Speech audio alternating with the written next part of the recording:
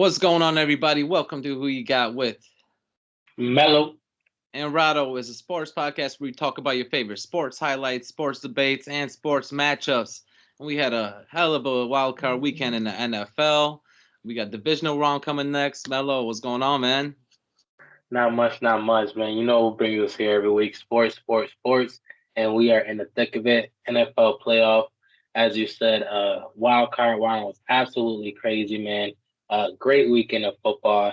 And it's just, I'm just so glad we could come back and just unpack it all. And obviously, Yeah. whole new aspect on what's going on in the divisional round. We got some matchups set, and it's a great time to be an NFL fan right now. What about you? You get any of the action this weekend? Oh, yeah, that's a fact. There was a dope game pretty much obviously there was the first time that we had a Monday night playoff game. So really three games of football on the weekend. You can't go wrong with that. And obviously you had a few close games that, definitely came down pretty much to the end of it, fourth quarter. So definitely want to unpack those.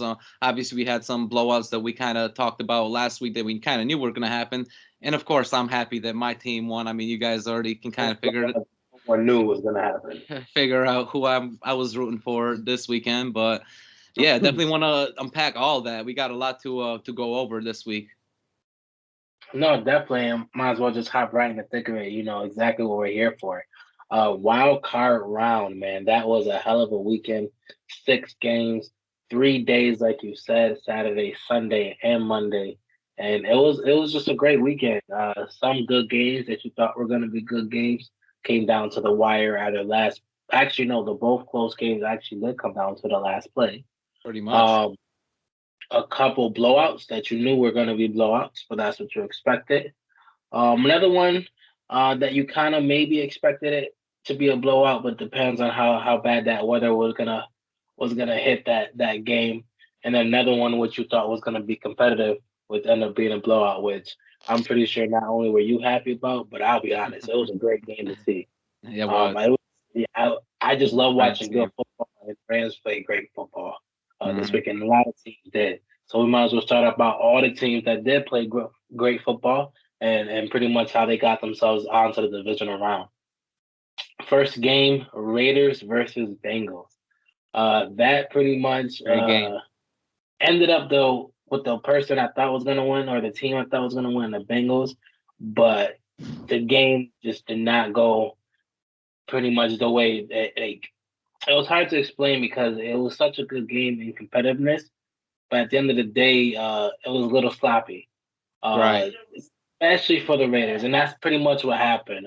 Right. Like that was one of the games where it came down to the last possession, last play, and pretty much even if it didn't come down with an interception, it still was gonna. You needed a touchdown, you know. So the fact that the game ended with the interception, just is more of a stamp on that game for that Bengals defense.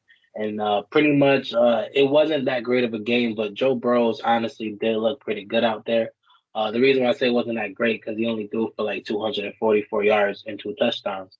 So you would think in a game where they score 26 points, he would be a little bit more active. Right. High-powered offense, yeah. Exactly. You think probably 400 some yards. Granted, 9 of those throws went to Jamar Chase, and he still got 116 yards. So of course, you know what that is.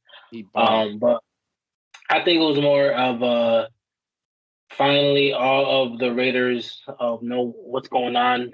Just came up and caught up with them. Pretty much, like I said, both teams made mistakes, but the Bengals found a way to capitalize just a few more times when they needed to.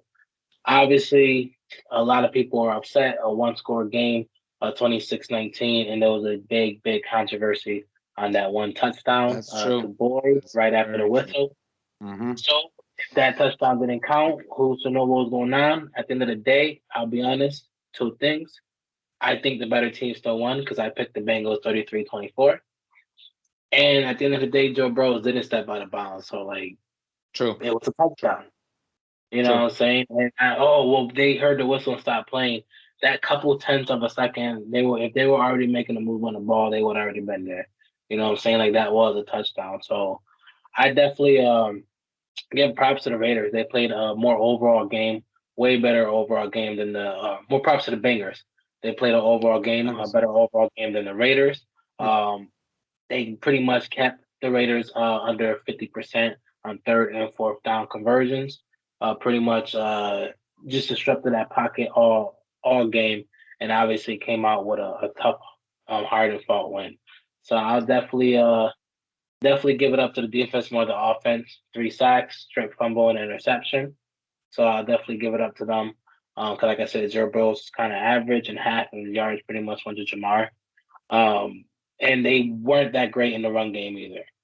So I will give them that. Like the Raiders played a tough game, and it was probably a real good matchup, paper wise. But obviously, when that's what playoff football is. One team's gonna make more mistakes, and one team's got to find a way to capitalize. So great win for the Bengals. I thought it was Joe Burrow's gonna come out there and pull out that cigar, home, and he's gonna have to move on. But we'll see what we got next round. But that was a great way to start off the NFL wild card weekend, man. So what did you think about that game? Yeah. I mean, I definitely agree. It was definitely a great way to start out the weekend. You made some great points. If I would have came like into you with this week and asked you during this game who you would have thought would have got 300 yards, Derek Carr or Joe Burrow, you probably would have answered Burrow, right? But I mean, obviously, for sure. I mean, like Derek Carr obviously was the one that I'm talking about. He had 310 yards surprisingly, and I mean, obviously those yards they needed in the second half. You know, they were trying to come back, so it was a lot more of a throwing game in the second half. But he did make that mistake. That interception obviously was in the end. It did cost him the game, though. Obviously, we could always talk about that controversy, but I feel like I'm kind of on the same page with you. I believe that even though the whistle was blown before he stepped out of bounds, it shouldn't have been a dead play because everyone was still playing. Everyone was still playing. Nobody really stopped playing. Even if you look at the top 24 film, which is over the top, the eagle eye view, you get to see the Raiders players still standing on the end zone, and they were going towards the wide receiver Taj Boyd, so they were looking at him. It's not like they were stopping. So I definitely think that play should have counted, even though it did look a little fishy at the time, but they did talk about it for a while, which I think is good. And I think they made the right call at the end. And even without that play, I do believe that the Bengals, they would have won this game, even if it went to overtime. Let's say that touchdown didn't count. I do believe that the Bengals would have won this game. You're right that the running game was terrible for the Bengals, and that's an issue they're definitely going to have to figure out. Also, I mean, there was 2 sacks on Joe Burrow, which was tough, and that was in the first half. He had a lot of hurries, a lot of quarterback hurries, 6 of them. And that's something like with his offensive line. That's one thing that a lot of people know about the Cincinnati Bengals. They had a great offense, but the offensive line is not that great. They're in the bottom half of the offensive lines in the NFL. So, I'm definitely disappointed in what Mixon he didn't show. Obviously, Joe Burrow he showed out. He played a decent enough game to win. He didn't have to do too much because obviously Raiders were pretty much playing from behind most of the game. So once he had the ball and they were up, he pretty much needed to get first downs, run the clock forward. And obviously Jamar Chase balled out. Props to him. First playoff game, rookie balling out, doing this thing. I mean, you definitely got to give him his props. On the other side with the Raiders, they had a good running game in the first half, and I definitely thought they should have kept going with it. Jacobs ended up with 83 yards, only 16 carries, which made it, a 6.4 average, which is great. That's really good. So I felt like they should have kept going with it. They definitely didn't run him enough. 13 carries is not that good for a game. Obviously, with a guy like Jacobs, which most people in the NFL would say he's probably a top 3, top 4 running back right now. Other than obviously Henry Taylor, and I mean you got to put him in there with Dalvin Cook probably. So yeah, I definitely think he's up there. And for him to get only 13 carries, in a big playoff game like this, I think it's a issue for the Raiders. So. I mean, great props to the Cincinnati Bengals. They're going to have a tough matchup next up with Tennessee, and we'll talk about that later. But, for the Raiders, I want to talk a little bit about what's next for them. It's going to be a crazy offseason for them. They already fired their GM. So, Mike Mayock was their GM.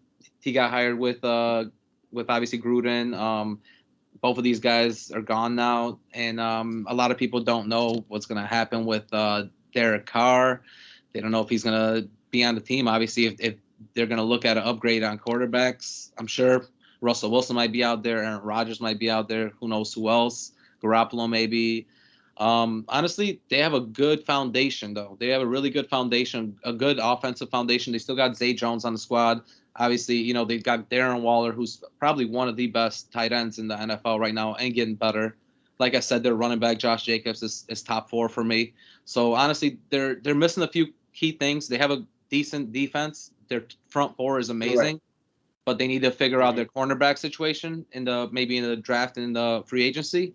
But I do think that they're a team that could definitely make some noise, especially seeing what they did in their division this year, and they're keeping up with teams like Kansas City and teams like the Chargers. I definitely think that in the offseason, the sky's the limit for them. Depends on who they obviously hire as a coach and a quarterback, but we'll definitely see with them. What do you think about the Raiders, though? What's next for them? So with a lot of these teams that just lost, the issue for them is going to be that they were not only just there, but unfortunately they were just that far away.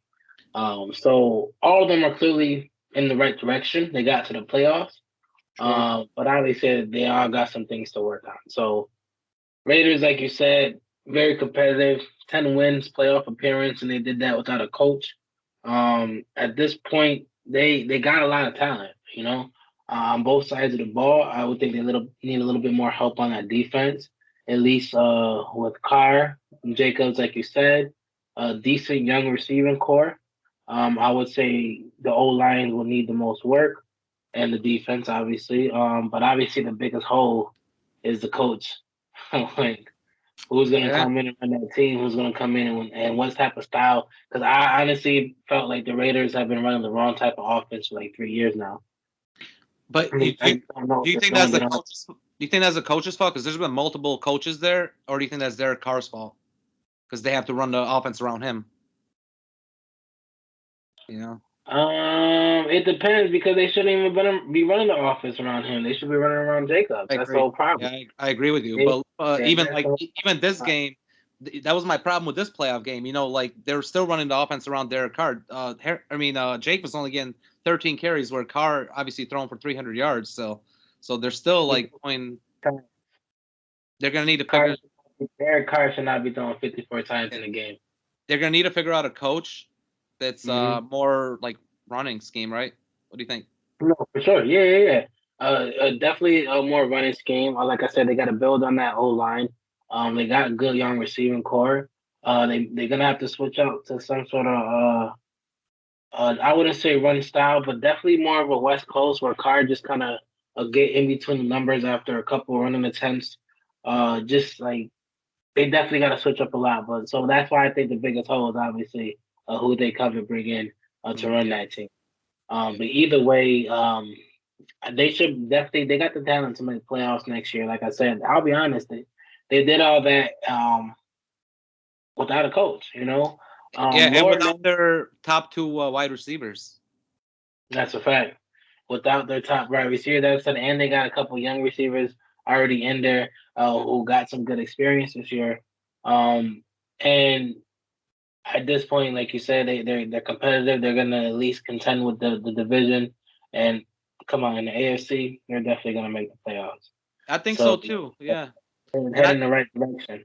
I think it's an attractive job too, as a coach and as a GM. I think it's definitely an attractive job. Las Vegas. I mean, you see they're moving on the way up, and plus you have an option to either keep Derek Carr or possibly move on with them. I think there are a lot of guys, even like somebody like Russell Wilson, would love to go to a place like Las Vegas. And that's the point. They're good enough right now to, even with Derek Carr, you can kind of do whatever you want with that team. Right. If you can do it, mold it however you need to. You're right. I mean, wouldn't suggest trying to mold it for him to give you 54 throws and 400 yards a game, because you really don't want to do that. But at the end of the day, he is a slinger. He just is a little inconsistent. So you want to learn how to contain that, So true. He has a little bit of that Brett Favre in him, where he throws those interceptions, and double coverage. He slings it. He definitely slings it. So he got an arm. That's not the problem. The problem is just like no one knows what they're doing, and like I said last week, they got enough to get to the playoffs. But I knew the Bengals are gonna be a little bit too high for them. I think so. Yeah, I thought so too. And yeah, I mean, great first game though, I would say. No, 100%, and that was the first game we had to watch. Like I said, it came down to the last play. The Raiders still had a chance. 15 yards out, and they threw an interception. Yeah. At that point, it didn't even matter if it was an interception. A touchdown, they weren't gonna win. So yep. Definitely great game. And then we go on to our first shellacking of the weekend. We had a few of those. Now this the one, I'll be honest, I was completely wrong on. I'm not even mad that I was. I was a little bit of a I was reacting with a little bit of a bias. I wanted the Patriots to come back and show the Bills. And honestly, I thought the way I was sitting over here in Rochester, man, I thought it was gonna be way worse when it comes to that. That's snow, and I thought it was gonna be snowy too. I thought it was gonna be way worse in my head. As long as there's snow involved, I can't trust the Bills. But honestly, it was just cold, and that wasn't enough to stop Josh Allen. Man, he gave Patriots defense a ass whooping. Patriots offense couldn't do nothing. Bills defense got a little revenge game from when the Patriots came down there last time and pretty much made them look whack, like 200 plus yards rushing. You know what I'm saying? So Bills defense got a little bit of revenge on that.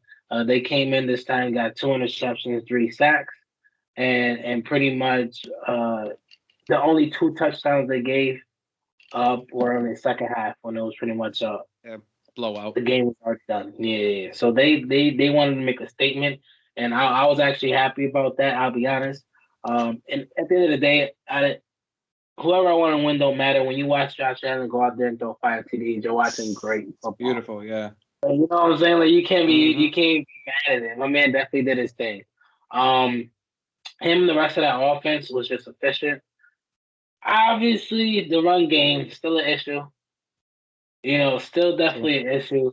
But at the end of the day, when they're efficient and consistent and he's throwing like that, and the defense, which is our top defense in the league, is playing like that, you're in good hands. So yeah, they pretty much didn't punt at all that game. That's the one thing like I loved about it. Like I said, even though the run game wasn't there, they were still efficient. They found a way to make sure they did what they had to do. I think Josh Allen went like 21 for 25 for 300 yards, 5 touchdowns. Are you kidding me? Crazy 6 rushes for 66 yards. And he had a perfect quarterback rating.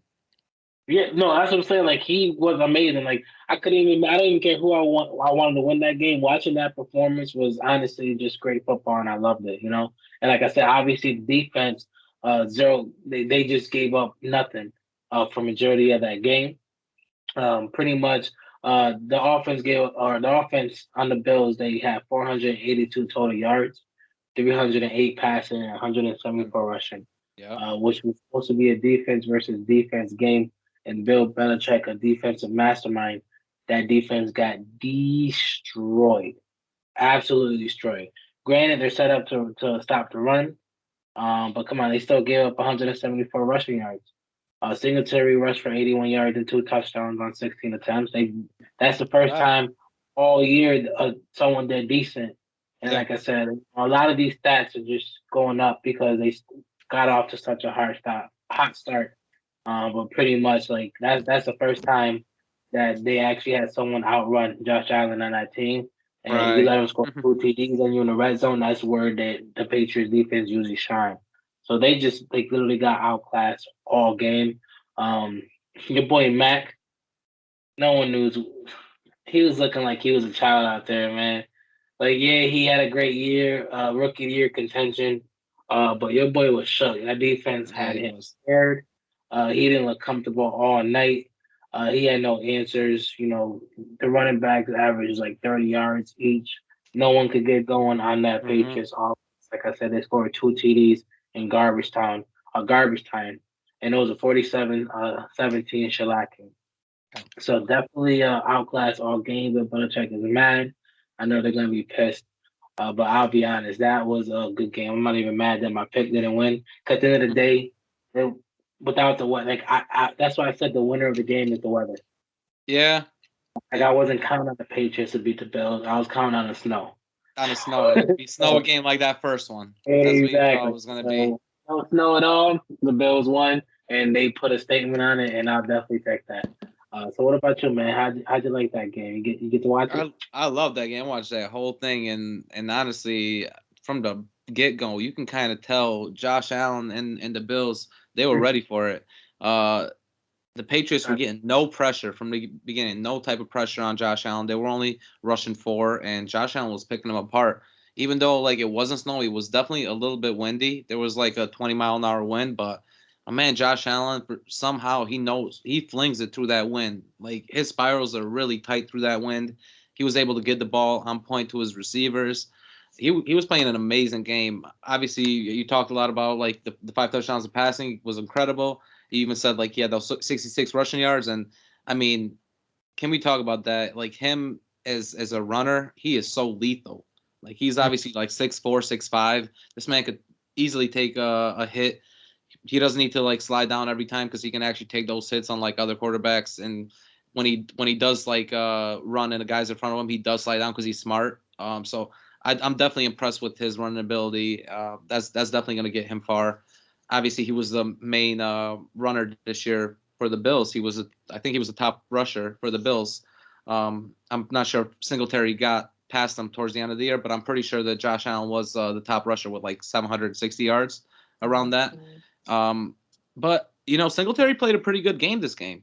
He had 16 rushes in the first half, especially. He had those 2 touchdowns early that that definitely, one of them was from 7 yards away, the other one was from 6 yards away. They were both from the obviously like the goal line. Was the second and goal, and that other one was the first and goal. But running in the goal line, the Bills are one of the best teams in the goal line for scoring touchdowns, and that's one thing you're going to need, not just passing it, because they're really good at passing it in the goal line because they got guys like obviously Knox and Diggs that can catch a ball, but having a guy like Singletary that can get you those really like tough yards in the middle in the goal line, you definitely want a guy like that, and especially for the games that are going to be coming up for them.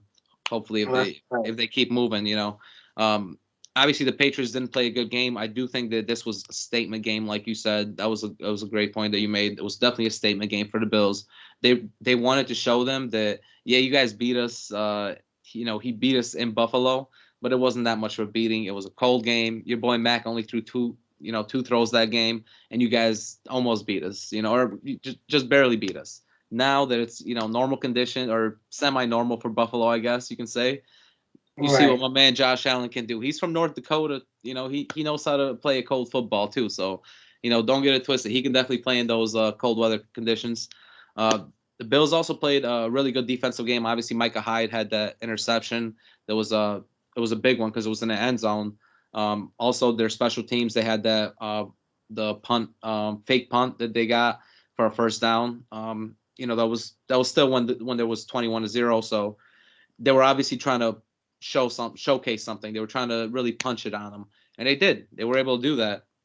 So I definitely give a lot of props to the Bills. You definitely gotta you gotta give them props for playing a tough game like this against Bill Belichick and getting a statement win against him, because they've been trying to do this for the past like 20 years. Destroyed him. That was actually embarrassing. Especially to get a statement win against him. In the last 20 years, have you remembered any time that these two teams have played like this? It's usually like a 3-point game, 1-point game, And like now this is a statement win that you're gonna have for the next at least in the playoffs. Exactly, and in the playoffs. So I mean, definitely props to the Bills. I definitely expected the Bills to win. Like you though, I thought it was gonna be a little bit closer because of the weather. A lot of it was for me the weather. But my man Josh Allen could throw through the weather, and I knew that even if it was cold and windy, he was gonna be able to throw through it. But I mean, that's for the Bills, and the Bills are gonna go on and obviously play against the Chiefs. But if we can talk about the New England Patriots a little bit, for what's next with them, like with them, there's not much that they really need. If you think about it, like they actually look pretty decent all year. Obviously, it was a bad game for them. Mac Jones looked like a rookie quarterback, and not even that, he looked like a college quarterback, playing this game. But with time, he's going to be able to learn. obviously next year I do think he's going to play a little bit better. What the Patriots need for me, I think they need a little bit more offensive firepower. Most likely like a tight end or a wide receiver. I think Hunter Henry is a good tight end to have. I think that they need another guy, another tight end, or like a number one wide receiver. Because I mean, you can't really go out there, with who you got. I mean, they're putting guys out there like Jacoby Myers, Kendrick Bourne. I mean, Bourne is getting better. It's the second year, so I do want to see his progression. He was their best receiver obviously this year, and he actually started stepping it up towards the middle, the second half of the year. And I definitely want to see him stepping it up. But I could see him as a number two. They need somebody. They really need somebody out there. Their defense has been playing pretty good all year, so they're pretty stacked out there, and they got a young defense as well. So that's good for Bill Belichick. They got Mac Jones on a rookie contract. So the best thing you want to do right now, you want to draft and you want to get guys on free agency that are going to help you, like guys, on decent contracts. Where right now you got at least 3 good years, just like when Russell Wilson was a rookie. They had those good 4 years with those defensive players. I think for the Patriots, the sky's the limit right now with 2 teams in their division, the Jets and Miami Dolphins, that I don't think are getting in the playoffs anytime soon. I think that they have a good shot every year for the next 5 years to get into the playoffs. So the sky is the limit for the Patriots for me. What about you, though? You want to talk about a little bit what's next for the Patriots? So I disagree with you. I mean, obviously they're gonna keep competing, especially in that division. They'll always be second to the Bills. But I don't know if you remember, they really threw out like over 150 mil in off-season signings this year. They did. You're right. And a lot of that was for firepower, especially on 2 tight ends, which only one worked out. Right. Not only yes, they got a good running back, rookie one at that too, that they've been using as a backup. Your boy Stevenson stepped up. They got a good rookie defensive tackle that they've been doing good with. Obviously, Mac Jones, a rookie quarterback. So they had some good rookies step up, good offseason signings that made them competitive. But they're losing a few pieces on defense. For sure. McCourty's going to be gone for sure. And now they're going to have a lot of money tied up that they can't spend this year. They don't have no money to spend this year in free agency. So they're pretty much going to be stuck, like you said, just using Bourne. And maybe they'll try to get more depth at the receiver position. They definitely going to lose a lot and need a lot more in the secondary. So at this point, that defense, which already struggles in the secondary, set up for the run, is going to be even worse than the secondary. And how much better is that offense going to get? So we'll get, I think, better. Mac Jones probably have a better year next year. They'll be more run heavy. So the problem is the defense. The defense is number 2. Defense always been holding you down, and they're losing a lot of key pieces this year. And they're not going to have the money to sign people. So I feel like they kind of are one of the teams that might stay stagnant for a year or two while they let their offense grow. But even then, Patriots have had lesser defenses do more or hold down. The same type of offenses. So that's why I say they'll still be second to the Bills. Like most of these teams we're going to talk about, still going to be in the playoffs. But I think a lot of people have to pay attention to how much money they got locked up because of last year. They went so crazy with like 160 mil. And the fact that they're losing some key pieces in defense that they won't be able to plug up right away. Yeah, I mean, McCourty is most likely going for sure. But, I mean... And Nelson Aguilar and at least those 2 tight ends, both are pretty much on 1 year. Honestly, Aguilar didn't have as much he didn't have a great year like everyone thought he was gonna have. So if they get rid of him and get somebody else, I wouldn't be surprised on that. I definitely think Hunter Henry they'll keep. Linebacker. What is it? Udon, linebacker. Yep. All right, he's him too. He's right. Well, yeah. Matt Judon. Yeah, he's obviously a beast, but he's already got his contract, I think. I mean, definitely there's other guys that they're got tied up money to, but once they let go of McCourty, that's going to be at least like 10-15 million that you're going to have that you're going to be able to spend. They might be able to get like 30-40 mil. I do agree with you. Their secondary is going to need a revamping once they lose him. But I honestly think that it's a better option if they try to find a free agent wide receiver than if they try to draft somebody, because this year is not that. It's not like last year it was with wide receivers. I mean, obviously last year you had amazing guy. Obviously Jamar Chase was one of them, but then obviously Devontae Smith as well for Philadelphia is a great rookie wide receiver. But this year it's not as talent heavy in the top first round of the draft. So it's going to be tough for them to really draft somebody that's a top receiver. No, I hear you, and they should find a good receiver. But here's the thing: like, at the end of the day, Nelson Aguilar might have not done nothing, but they're pretty much going to give up an average receiver just to go find another average receiver that who might not do. You know what I'm saying? Like, for them, that's the same risk. I feel you. They go to like who's to say, like, so. You got a point. I don't really know exactly. They should definitely go more receiver right now and let their defense, I don't want to say suffer, but between what they got in the front seven and Bill Belichick's mind, they could find a scheme to still be top 5 in defense. So definitely go for receiver right now. That's their big lacking. Garen, missing piece, but I definitely don't know what they're gonna be able to do. Like I said, like I get that you're get average, we're losing average. Right, you're definitely looking at them as more of a running team. So I that's probably why you're not really looking that they're not going to need like a top receiver. It's just for me, like Mac Jones. When we watched him at Alabama, he was a throwing quarterback.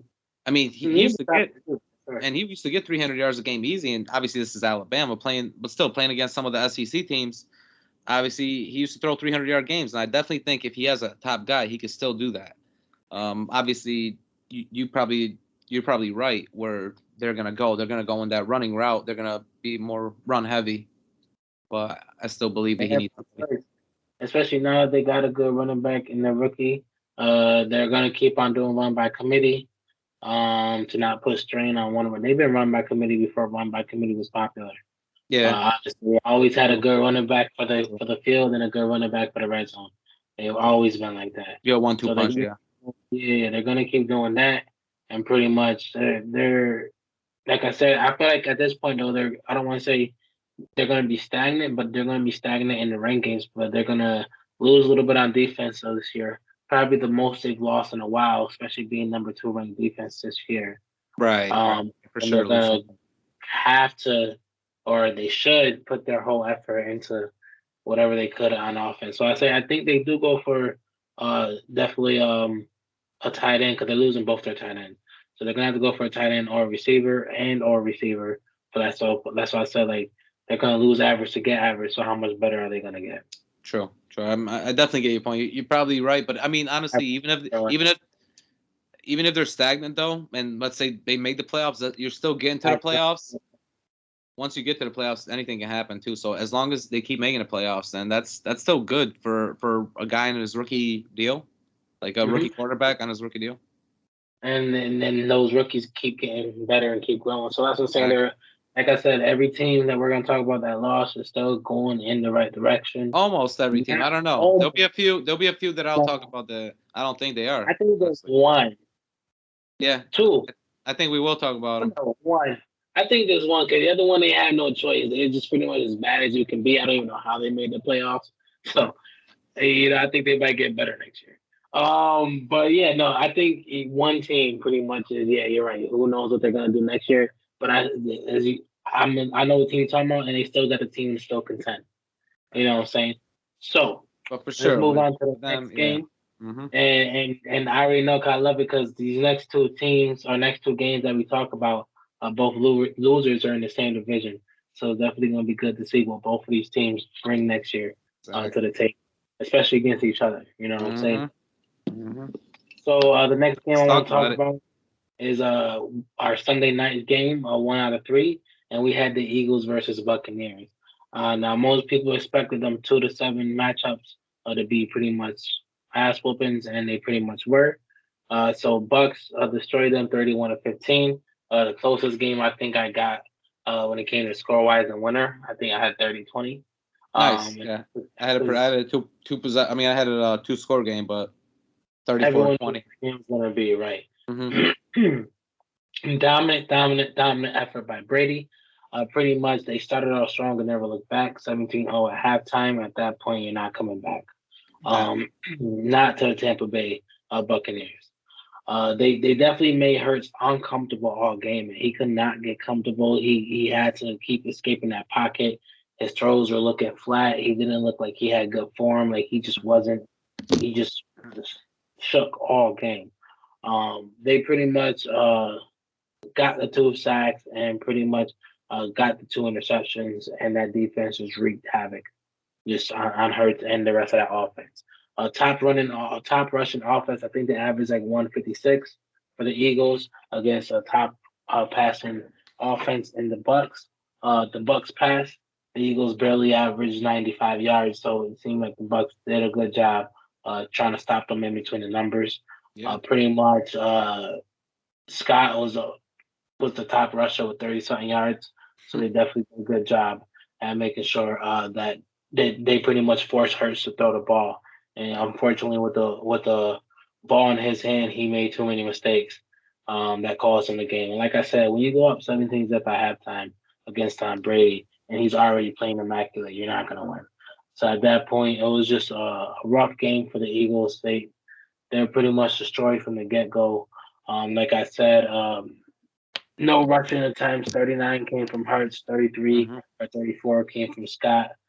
Pretty much defense gave up 349 yards, and it was just all around just a bad game for the Eagles.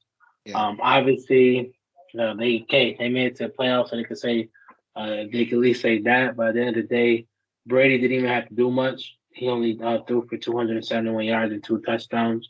But come on, they put up 31 points on you. You only could put up 15. He gave a little bit to everywhere, and that's what Brady do this year. A little bit to a little bit to Evans, and that's just what he's been doing. So they couldn't have an answer for anything, and obviously they couldn't produce anything on their end. Couldn't get comfortable. Just constantly drives just getting shut down. So definitely was the first game all weekend where it's just like, yep, that's exactly what it's supposed to be. Yeah. Obviously, the Bucks are Super Bowl champions defending, even though they're a little bit beat up. They definitely ain't beat up enough to lose to the Eagles. So that was a good game for me. Good seeing Tom do that. Like I said, I definitely used to have a lot of hate for Tom, but it's been nice being able to appreciate him for who he is. So he had a really good game. Didn't have to do much, but obviously when you go 29 for 37 and 271 and 2 touchdowns, you did what you were supposed to do. And they made a big deal about him throwing fast. I'll be honest. He threw like 1 second faster than average. Like, you know what I'm saying? Like, it's just it's an Eagles defense. Like, bro. Right. It's not like this is the toughest defense in the league, right? Yeah. So that didn't really impress me. They made such a big deal because apparently he got the ball out of his hand. Average. And I'll be honest. But they always do that though. Like, there was a couple of times the man was sitting there. Like, obviously the average is 2 seconds, so he's sitting there for 4 or 5, and some, he's getting off and throw it, and that's him checking the numbers, throwing in between the lines, hitting them slants like he loved, Gronk in the middle, like, you know what I'm saying? So they definitely played an overall great game. But I definitely, it's hard to bet against Tom going into playoffs, especially when we already seen what he could do with the Tampa Bay team after what he did with the Patriots. So good effort for them. Love to watch it. Spanking by the Bucks, man. Nothing too surprising there. What about you? I agree with you. I definitely agree with you. I mean, on a lot of those points, especially with the Brady point. I mean, I don't know what they were talking about either with him, throwing it so quick. But they used to do that when he was on the Patriots. They used to say that a lot, like, oh, he throws it so fast, like 2-step drops, 3-step drops, and does it within like 4 seconds. And I was just like, yeah, but most quarterbacks do that. It depends on obviously the offense they're trying to run, but most quarterbacks would do that in that similar offense when you're trying to, throw either quick slants or obviously little screen passes to the wide receivers or the running backs. But this game was really interesting to me is the Eagles, man. Like, they had Miles Sanders. He had 3 rushes in the first half. And then he had 4 rushes in the second half. He had more rushes in the second half than he did in the first half, and they were losing the game. Obviously, the whole game pretty much they were losing, but they were down by more in the second half. So how are you going to run pretty much your top running back? Because obviously they got Boston Scott and Miles Sanders over there, was a 1-2 punch in the Eagles. You can't have, your top running back have 3 rushes. 34 yards came on 1 attempt. Yeah, that's true. Yeah. So obviously he even had a worse game statistically if you look at his average, but the only one that was really rushing, that was okay rushing, was obviously Hurts. He had a few decent rushes throughout the game, but honestly, like you said, a lot of his balls fell flat. I thought he played a pretty terrible game. I mean, even the interceptions, they were very costly. Obviously, he was getting rushed in there. He got sacked a few times where he looked like he was just like not playing scared, but definitely playing a little bit rushed. Like he felt like a little bit too excited for the moment, or just he was just making like he was doing things that he wouldn't do in the regular season. Basically, I did notice a few times when he was getting hurried to his right side, like you would want him to either run towards the sideline and try to go for a first down. But what he was doing was he was spinning around and trying to go back to the middle of the field and trying to go to the other side, where that's like a big mistake for some quarterbacks. He obviously thinks he's a lot faster than some of the defensive guys, but this game it didn't show it. Obviously, there was a few sacks that he had that were very costly as well. But like you said, this was a spanking all over. Even though the Buccaneers, they don't have Brown, they don't have Godwin, they're still getting the ball around to everyone. Evans had a great game finally, because honestly, the last few games, his game wasn't that great. So it's good to see him actually play now. Good. Obviously, you still got Gronk there doing work when he needs to. They still have weapons. They're gonna get Fournette back. Later. This guy, their rookie running back that played Vaughn, he actually played pretty well for me. Yes. And he's a rookie, and I definitely think that now that they're seeing him more, obviously he played Week 18, the last game of the season since Fournette's been out, and obviously this wild card weekend, and he's been playing pretty well. He got that touchdown. Yeah, so I definitely think that they're going to utilize him more, not just coming up, but obviously in the years to come as well. So that's going to be another great weapon, where right now they're kind of lacking weapons, going into their next game. Because I mean, honestly, this was definitely a spanking, but I don't know with them if that's going to be happening when they play my Rams next. But we can definitely talk about that later. But as far as the Eagles, I did want to chat a little bit about the Eagles and what's going to happen for them, because I mean, honestly, seeing Jalen Hurts play like this was terrible for him. Honestly, I was disappointed. I was very disappointed seeing him play like this. I definitely thought he was gonna make less mistakes. I thought he was gonna play more of a play option game where they were gonna run the ball a lot more and obviously hand it off to the running back, try to get more play options, but I don't know if that's Sirianni's fault, the coach, or that's Jalen not making the right call on the play options, because a few times it was Jalen's fault. He made the wrong call on the play option. But anyways, as far as their future, I did want to speak to you a little bit about them. This is one of the teams that we're going to talk about out of these playoff teams that lost, that I don't think that they're going to have as great as an offseason as this year. I think that they're going to take a step down. And that's just because I think that the people in their division, obviously the Cowboys are doing their thing and they're probably going to be the top dog in that division for the foreseeable future. But, obviously I think a team like Washington's getting better. I do think that the Giants are steadily getting better, even though, I mean, you're seeing the slow increments. I do think that Washington was a tough play this year, and they didn't really have a quarterback. They were starting Heineke out there. So imagine if they actually had somebody that could they can depend on. Obviously, the Giants, they still got, a young team out there. Obviously, a young quarterback, young running back. So we'll definitely see what they do in their offseason. But, a team like the Eagles, they need a lot of help. They need another receiver, because I don't think Devontae Smith could be your number one. I think he's a great streak option, great number two. He's really good down the middle as well, but I don't think he's going to be your top guy. I do think that if they could find somebody as well, they're going to need that. But honestly, their biggest problem, the Eagles' biggest problem, is their secondary and their defense. One of the worst secondaries in the league. Obviously, they let go of a lot of yards this year. They need help there. whoever they can get. Maybe a guy like McCourty, if he becomes available, like we were just talking about the Patriots, if he becomes available from them, if they can pick him up, that'll be a great pickup for them. But honestly, I do think that this is one of the teams that it might take a step back, and not necessarily like too much of a step down, because I do think that they're going to be sitting around that 500 level, 7-9 or 7-10, 8-9, or obviously 9-8. I could see them being around that area next season. I just don't think that they're going to make the playoffs next year. Is it just the way that they're looking right now? And plus, seeing Hurts's progression right now, I'm not seeing much of it in 2 years. So do I think that they're going to keep him as quarterback? I'm not sure. I think for right now you have to, but for how much longer, I don't know. What about you, though? What do you think about the Eagles' future? Man, we talked about these teams keeping quarterbacks and refusing to admit. At the end of the day, as much as he won an MVP and made the playoffs, how much is Lamar Jackson actually working out? Like I've been saying, I love the man to death, but you could be the running low threat all you want, but until you learn to effectively and efficiently throw that ball as a quarterback, like you know what I'm saying, like they're not consistent, So what hurts the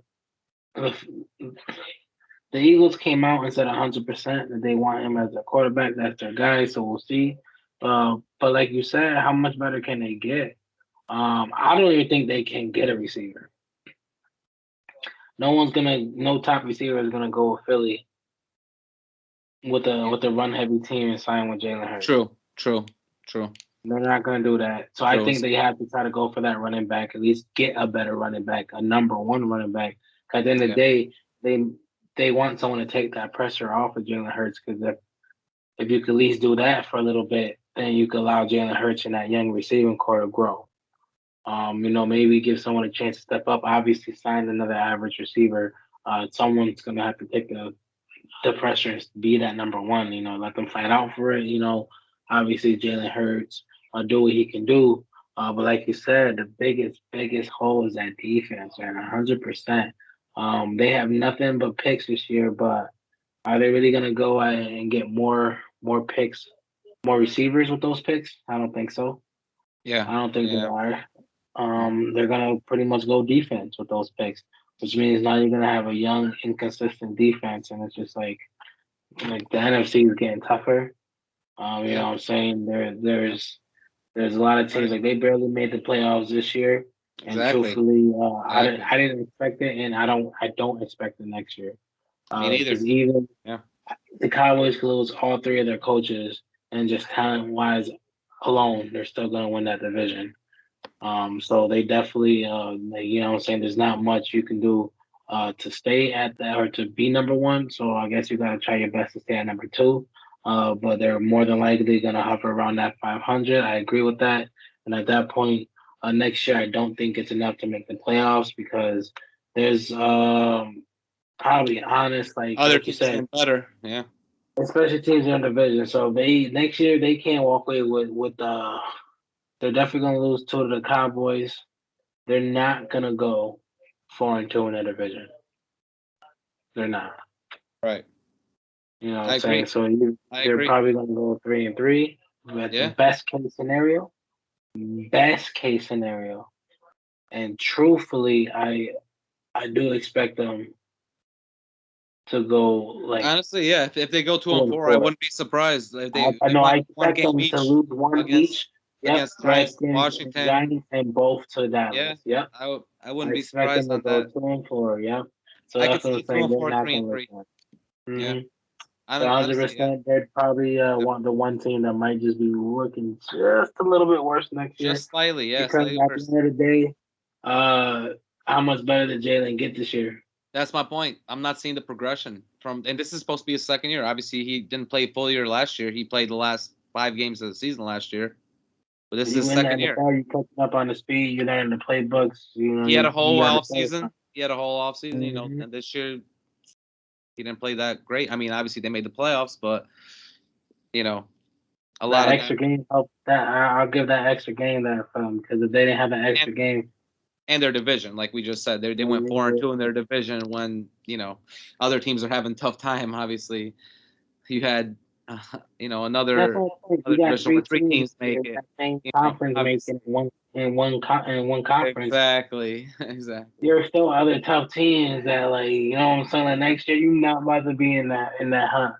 You don't think the Rams would have loved to go 4-2 in their division? You don't think Arizona would have loved to go 4-2? Like, we got 3 teams in that division. We got Rams, Arizona, and San Fran in the playoffs. And obviously the other one they playing with Washington and G-Man. All right, yeah. So, and that's what I'm saying. Even then, next year, Washington definitely got to improve defense, and hopefully they get some pieces on offense. And who knows what the Giants are doing, and if Daniel Jones answer. But either way, definitely gonna be tough for them. And pretty much, let's talk about another team right in the division and see what's gonna happen with them in the offseason. So the next game on Sunday was another close one, man. Pretty much that's what I loved about the Bengals versus Raiders and 49ers versus Cowboys. Came down to last quarter, last drive, last play. True. 49ers beat the Cowboys 23-17. I had that 26-23 Cowboys win. This is the one, and I knew it was going to be close. I had the perfect score. I called the perfect score. Yeah, no, you definitely did for this one. And it was obviously good on paper and obviously good on the field, man. 49ers hang on to what seemed to be a debacle of mistakes by the Cowboys team. And that's the whole point. They obviously were the most penalized team in the league for a reason. Yes. But it would seem like once again, for top 5 offense and defense, and obviously a good team that won 11 games. Once again, they definitely came in here and pretty much let those mistakes cost them the game. Obviously, when it's a 1-game win, to move on each week, you can't obviously have that. 49ers did a few mistakes as well. Garoppolo, I'll be honest, did not play that good. But they dominated the run game and found a way to capitalize when they needed to. Deebo Samuel's a playmaker, man. That's exactly what he is. I know people throw that name out a lot or that word out a lot. At the end of the day, like, he really is a playmaker. He always finds a way to get some sort of spark going and put some points on the board when it's needed. So definitely was a dogfight. It was good to see a great football game. 49ers unfortunately got off to a hot start, and that's pretty much what it was. They got off to a hot start, relied on the run, pretty much got 96 and 72 from, I want to say they're 2 running backs, but it's not they're 2 running backs because, well, Deebo is their second running back. Deebo is pretty much like a running back, right? Deebo gave him 96 yards off of 27 carries. And obviously Deebo got you 72. So they pretty much did what they were supposed to do. Like I said, they got out to the early lead and just hung on to that run game and pretty much tooth and nail until they pulled out with the win. Honestly, the Cowboys, for the number 1 offense and top defense, they didn't show up. Not at all. Obviously, Zeke was the biggest disappearance, man. I can't understand 12 carries for 31 yards. What are you doing? And I can't even blame him for not running him more. At the end of the day, he wasn't being that effective, and they were down. True. So pretty much they had no choice. And honestly, the 49ers defense got 5 sacks on Zach and a pick. They stepped it up even more than the Cowboys' top defense did. And that's just the thing. Like, clearly this is going to be a good game, and that's why a lot of people had the 49ers winning it, because they just felt like Cowboys just don't capitalize when they need to.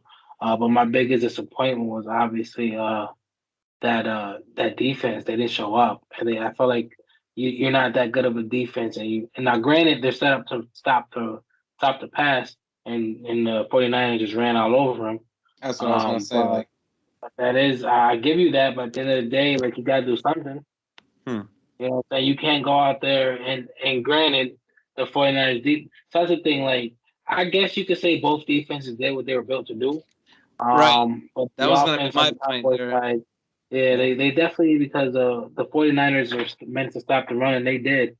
And they even got 5 sacks. So that front 7 is definitely serious. So they definitely did what they were supposed to do, I guess. They gave up 23 points, so I'll give it to them. Cowboys defense did all right, but you got at least, and they did get a turnover. They got on the secondary, they got an interception. So no, I'll give it to them. It was just pretty much that run game. Like I understand that the 49ers defense set up to start the run, but Zeke, man, you're getting paid all that money, you gotta do something. Right, You know, right. that guy, he do 23 for 43, 254. He gonna have to give you a better game as well.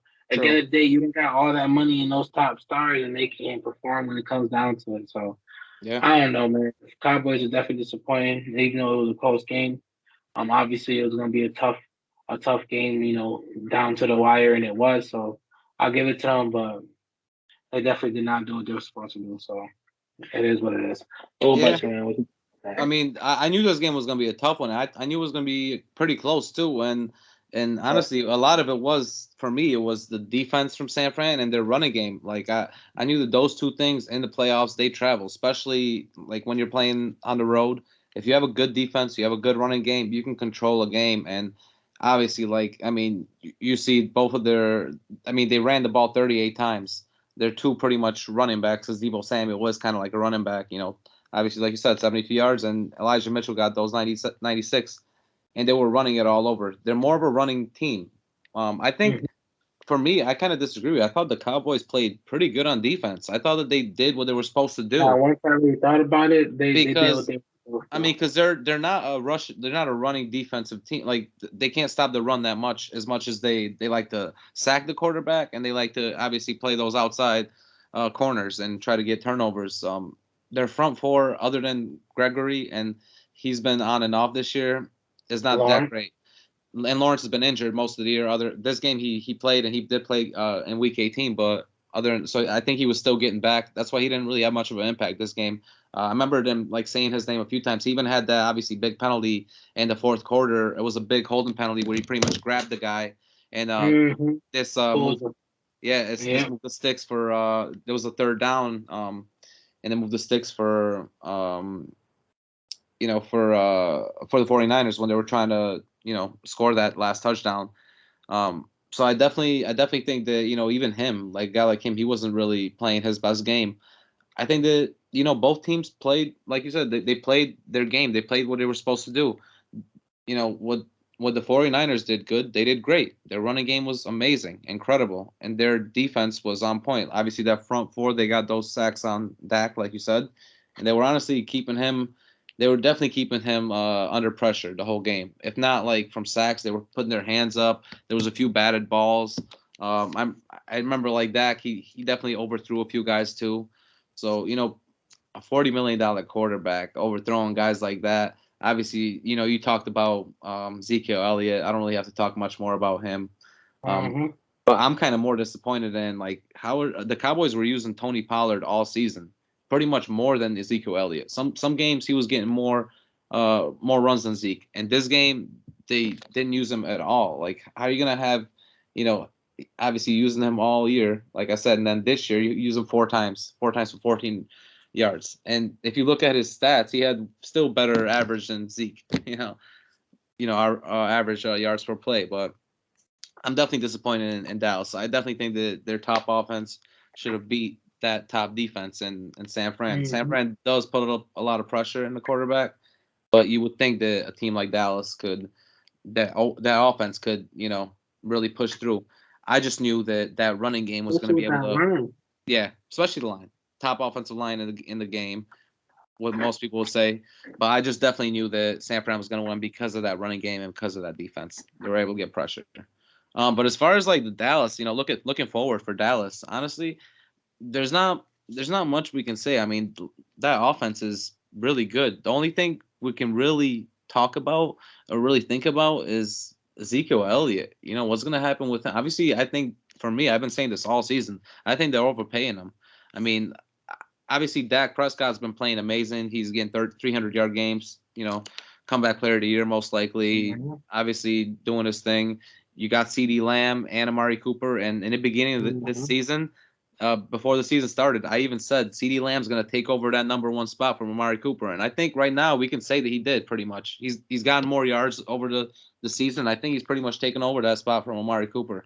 I think Amari's because Amari's is the number 1, and he's getting the top coverage.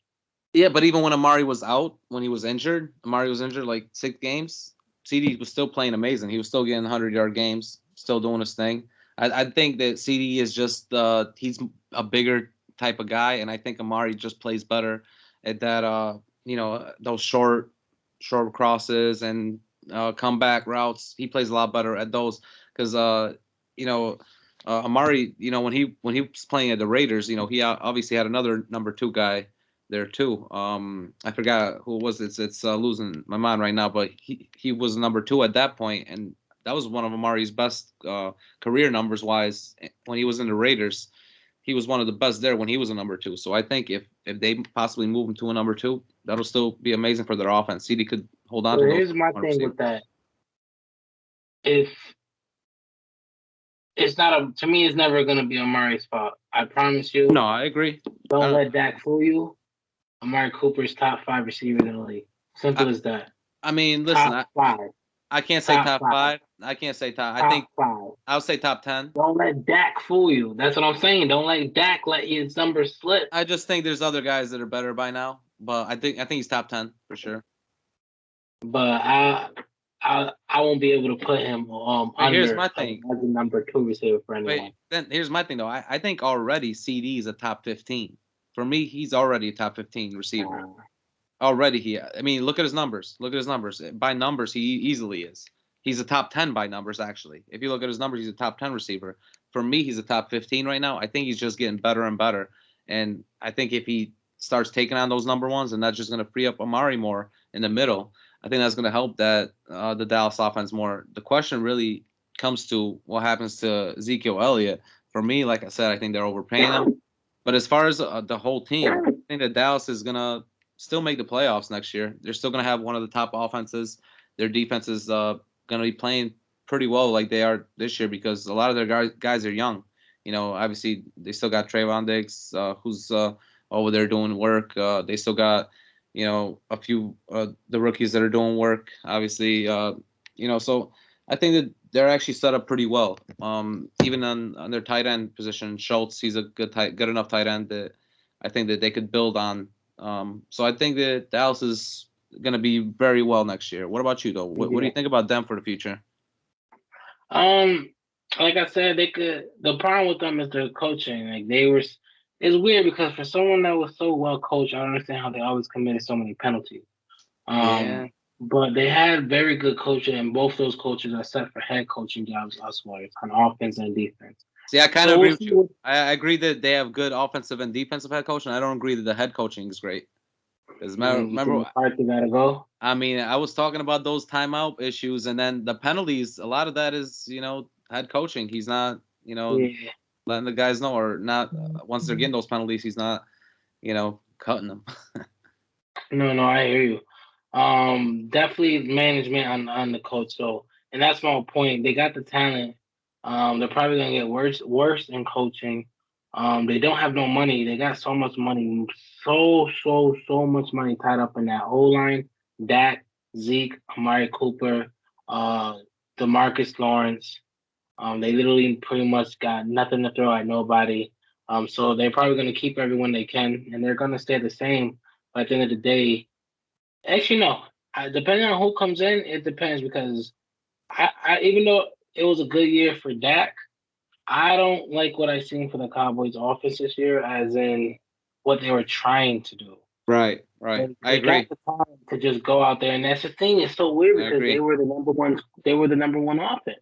But that's pretty much mostly throwing, not running it. And that's the point. Like I feel like unless it's all Zeke's fault, and then at that point we got to put it on the shoulder. Zeke said they tried, and it might be.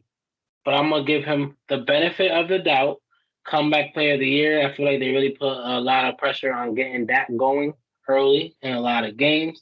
The scheme was a little different than run 2-3 times with Zeke. And then, they didn't want to put all that pressure on Zeke as well early. So I think they tried to switch things up a little bit. And even though it got them the number one scoring offense, unfortunately, it also made them a little bit. They didn't have something to fall back on when they needed to. Unfortunately, that's what makes you different when it comes to the playoffs. They just didn't have an identity to fall back on because they, at the end of the day, they couldn't rely on Zeke, and now Zeke's out the picture. Now it's all up to Dak at the end, and he fell too. So we'll definitely see what they have to offer. That's they're a great definitely point. Top of the division easily, clearly. They're definitely gonna make the playoffs. At the end of the day, like that's what they've been doing this whole time. They're good. They're playoff good, but they're not Super Bowl good. And that's the problem with the Cowboys, and that's why everyone loves to hate them. You know, so they're an accident waiting to happen. Yeah, exactly. Exactly. So we'll definitely see what they have to offer, but obviously, they got a lot of money tied up with some good talent that I expect them to keep. To me, and that's the thing. It's not that at first I was gonna say it makes me nervous about their culture, but at the end of the day, it might be a good thing for them because, like I said, someone might come back and breathe some life into that offense. And then as long as they plug up a couple holes into that front seven in the offseason, they're looking a little bit better there too. Because they're not losing that many pieces. They're the one team that isn't losing that many pieces. True. I don't think that they're going to lose their offensive or defense coordinator this year. I think that they're going to get honestly, I think Kellen Moore is going to stay more than Campbell might leave because he's going to get more head coaching opportunities as far as interviews. But I think that Kellen Moore did get that one interview for Jacksonville. I don't think he's going to take that job. I think that whoever offers him a job, Jerry Jones is going to come back and pay him money because I think that Jerry Jones looks at him. Yeah, and he did that a few years ago when there was a job opening at Boise State for Kellen Moore. Jerry Jones came back and paid him more money, and he's kind of trying to treat him kind of like a Jason Garrett. Jason Garrett was there with Parcells, and then obviously he was the offensive coordinator, and then he moved into the head coach. I do think that they're looking at Kellen Moore, that same position, as a guy that could possibly move up from offensive coordinator to a head coach someday. No, I definitely hear you. I don't really know if McCarthy's the answer, like you said. It's just for a team that's supposed to be so well coached with the talent they had, they just did so much bad things. Like they just made so many mistakes. They were the top penalized team in the league. Like it makes no sense for all three different levels of coaching to be elite, basically. True. So definitely, and a lot of that has to fall down on the head coach. That's why I say that the two coaches are elite. I do say that the two offensive and defense coordinators, they're elite, but I don't think McCarthy's elite, even though he has a Super Bowl ring. I just think he doesn't inspire me, bro. He doesn't inspire me. I need somebody to inspire me. Like give me Mike Tomlin, like like you know what I'm saying. Nah, I hear you. For me, maybe it was Mike Tomlin that got the weak ass Steelers into the playoffs because Lord knows no one knows what they were doing all year either. It's funny because actually the next game that we're actually about to talk about, Steelers versus Chiefs, pretty much the last game on Sunday night to wrap it up, and this was like we said, 2-7 was pretty much already sealed. Another shellacking, man, another ass whooping, 42-21. Chiefs obviously. I had this 34-16. Hey, Steelers did all right, but it was pretty much so I want to say it wasn't an ass whooping all the way. First quarter it was 0-0. Chiefs actually started off very rough. Then it became 7-0 when TJ Watt picked up a fumble and scored. Yeah. At that point, it's 7-0. Steelers fans were looking at it like, yo, what? What's going on? All right. What's going on? Y'all woke up the goddamn beast. That's what's going on. Bam. Second quarter, 21 points. Oof. Bam. Third quarter, 14 points. Oof. Bam. Just to make sure y'all know we still scraping ass. Let me throw another 7 points in the fourth quarter. In there. Mm-hmm. Pretty much after that fumble, unanswered straight possessions. Chiefs pretty much destroyed them. Mahomes threw 5 touchdown passes. Pretty much, and not to mention that touchdown came from defense. Like Steelers' offense was honestly just they couldn't do nothing. True. Chiefs was looking good, and they looked like the Chiefs of old, having fun. Wildcat, tight end throwing passing touchdowns. You know what I'm saying? Just like Mahomes doing several passes. Like the Chiefs are absolutely dangerous when that offense basically looks like they're having fun.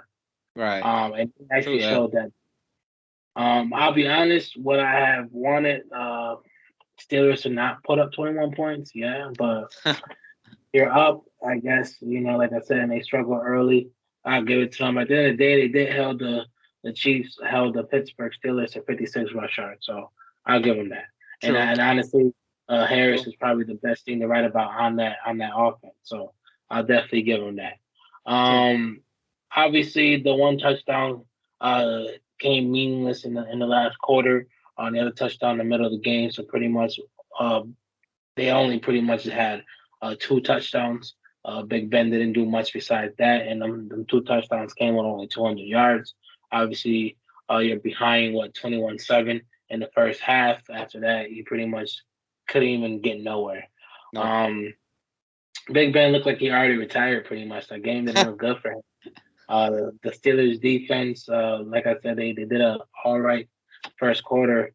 No, I'll give it to them. They did a good first quarter. They held the Chiefs to 0 points and early in the second got a turnover. So they definitely felt good about themselves. But nah, at some point the game just turned to what it should have been, and that's just what it was. So I actually, it was good to see the Chiefs come in full form as playoff, man.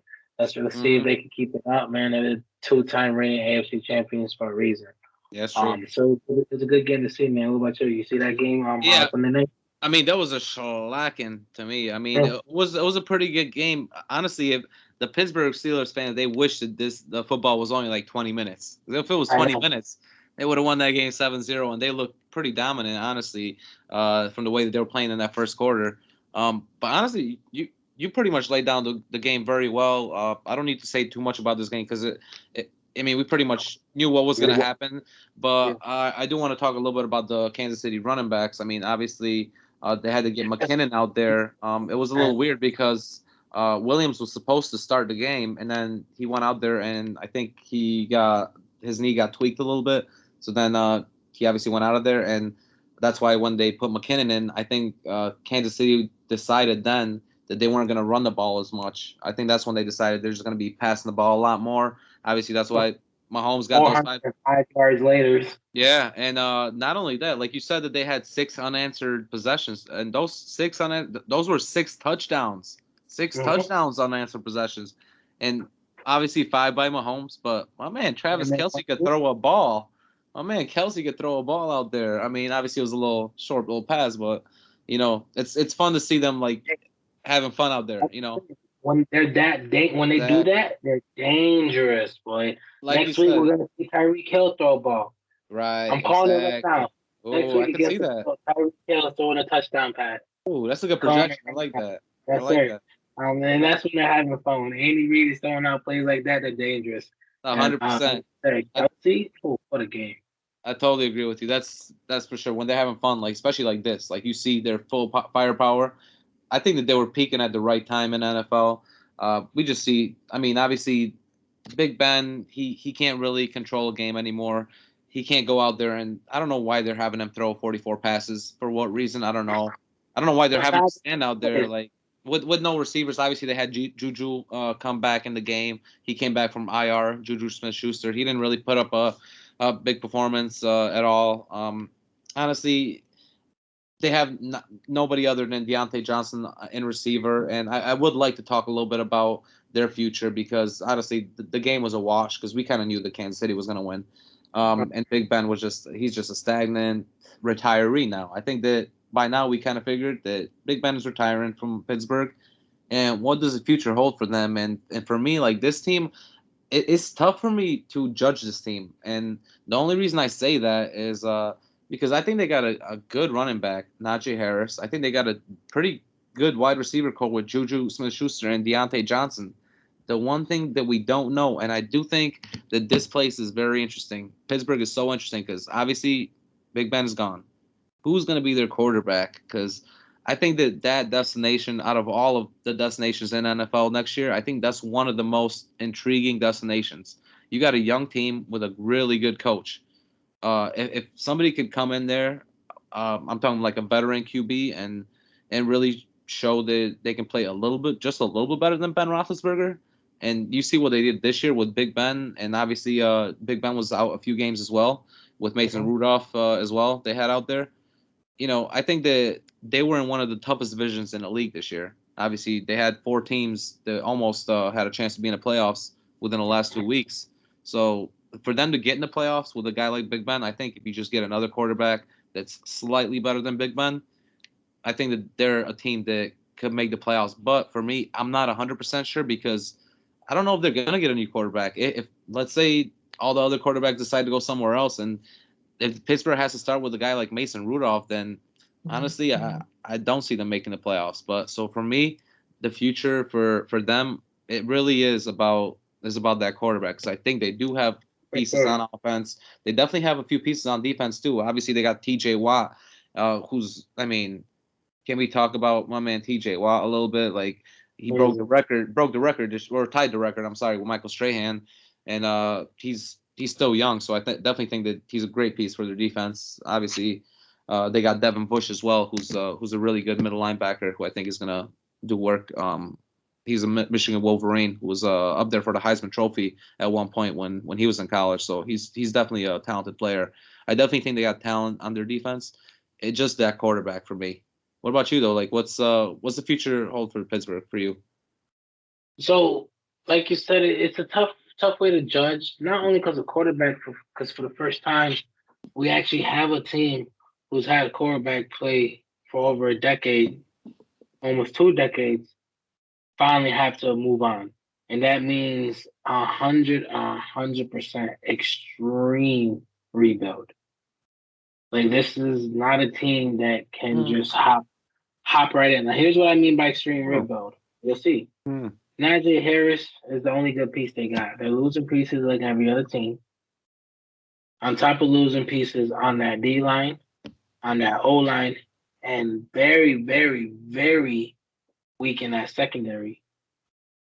Juju Smith is a free agent this year. Yeah, he is. Yeah. So they don't know. Like, they don't at this point. If you can't convince him to stay, you're not getting a quarterback to come. You have no receivers, and you're gonna rely on the run game. Well, who are you gonna bring to Pittsburgh? You know what I'm saying? I'll be honest. I'd rather, like, Claypool's been playing good. Cleveland could both offer the same amount of money, and everyone's gonna choose Cleveland because they got a better defense. See, I mean, with those two, then you might be right. But what if I throw a team in there, like, let's say New York Giants versus Pittsburgh? Who are you taking? A guy like Slayton or a guy like Chase Claypool and Deontay Johnson? I think that most people would look at, that Pittsburgh situation. At that point, how many elite quarterbacks or how many good quarterbacks are even about to be available next year? I agree. I'm thinking, for me, I'm thinking it's gonna be 4, and this is my just maybe my theory, but I do believe Aaron Rodgers will be available, and I do think Jimmy Garoppolo, I do think Kirk Cousins, and I do think Baker Mayfield is going to be available. I think those 4 guys are going to be available. Right, at least the top 4 are worth naming. And honestly, Jimmy and Kurt's the only 2 that is worth really going after. Everyone's gonna have to settle for the other 2. Not settle. Not Aaron. I'm tripping on Aaron. I really meant Baker. Right. Aaron gets his choice. Right. Aaron's gonna pick. Right. Kurt and Garoppolo has to fight for whatever's left. I'm sorry. And Russell. I mean, we're not sure what happens with Russell too. He's under contract. We're not sure what happens with Russell. And he's also another one who gets to pick. And I'm sorry, I forgot one more guy. I'm sorry. Deshaun Watson's up there too. I mean, Watson, we're gonna have a straight whole episode. There's a lot of free agency signings. That's what I'm saying. Like, but you were just asking, like, is there quarterback? There is quarterbacks out there. There's quarterbacks out there that could move and move. But there's a point. None of them want to go to Pittsburgh.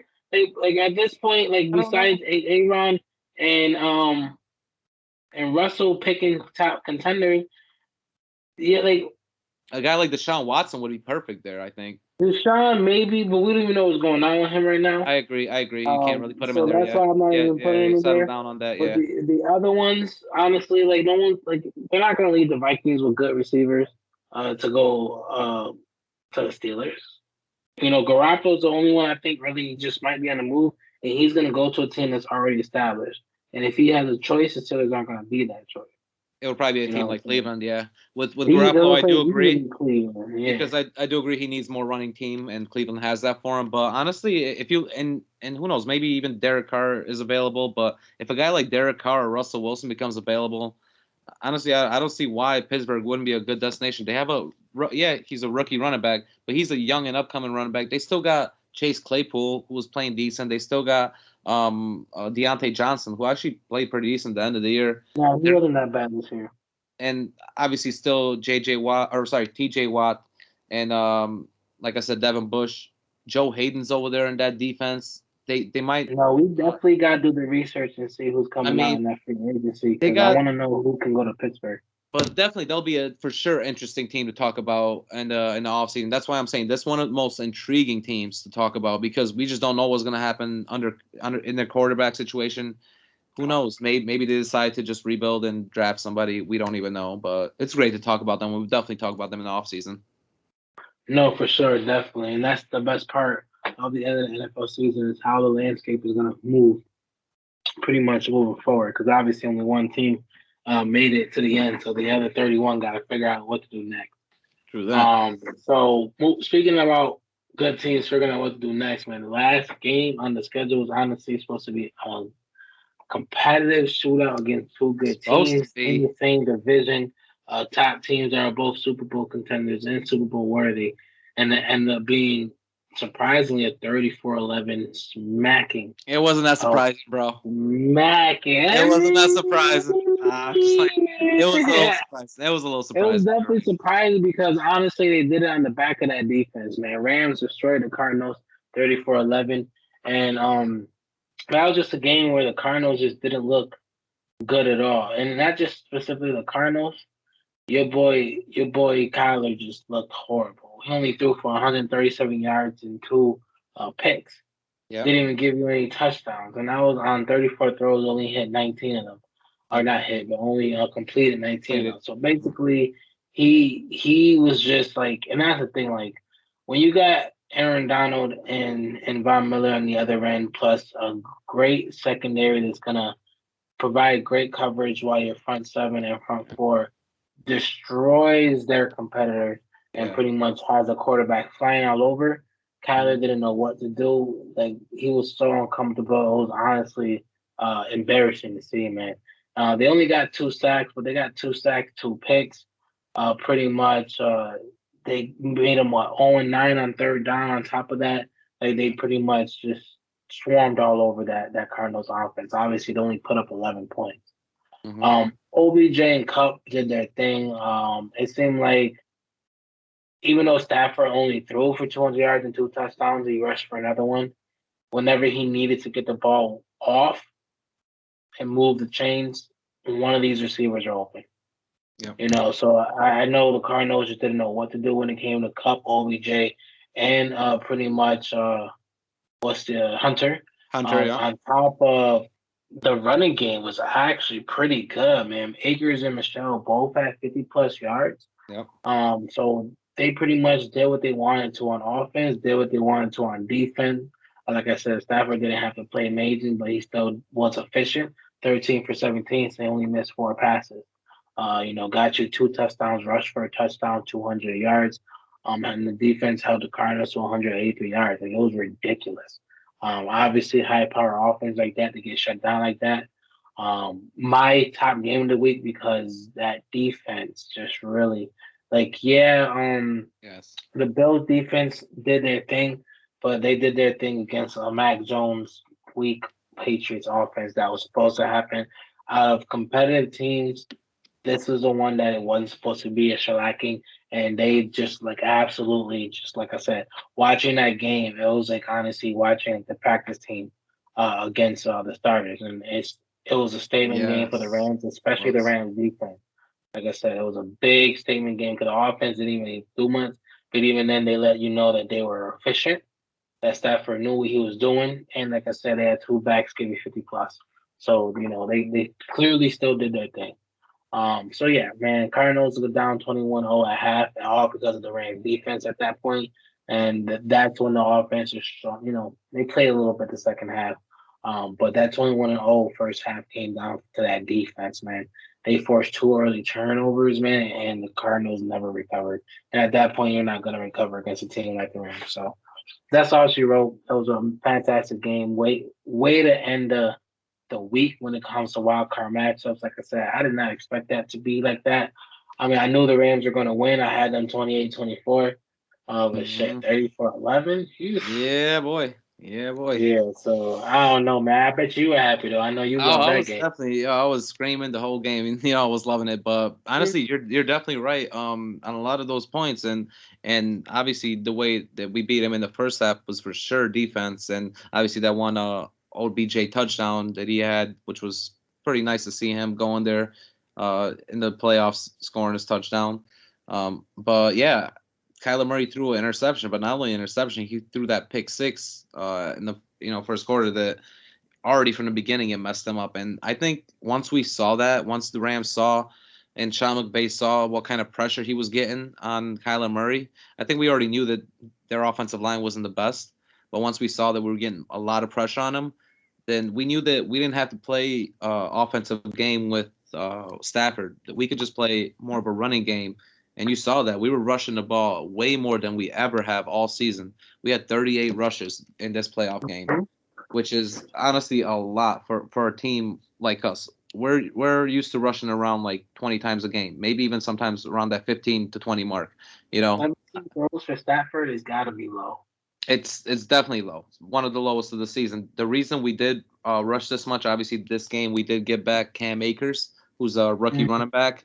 He was the one that was supposed to be starting in the beginning of the season, and then that's why we picked up Sony Michel from the Patriots, and now we have honestly a good 1-2 punch with both of them, Sony Michel and Cam Akers. I think they're gonna.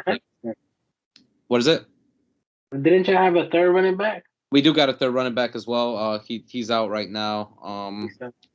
But he didn't need to play this game. He was injured, I think. Actually, that's what it was. He's injured right now, and that's why he didn't play this game. But honestly, with these two guys, especially a guy like Cam Akers, who I think is very talented, I think he's an amazing running back, and we just didn't get to see any of him because he got injured the first game of the season this year, and he obviously didn't come back till now.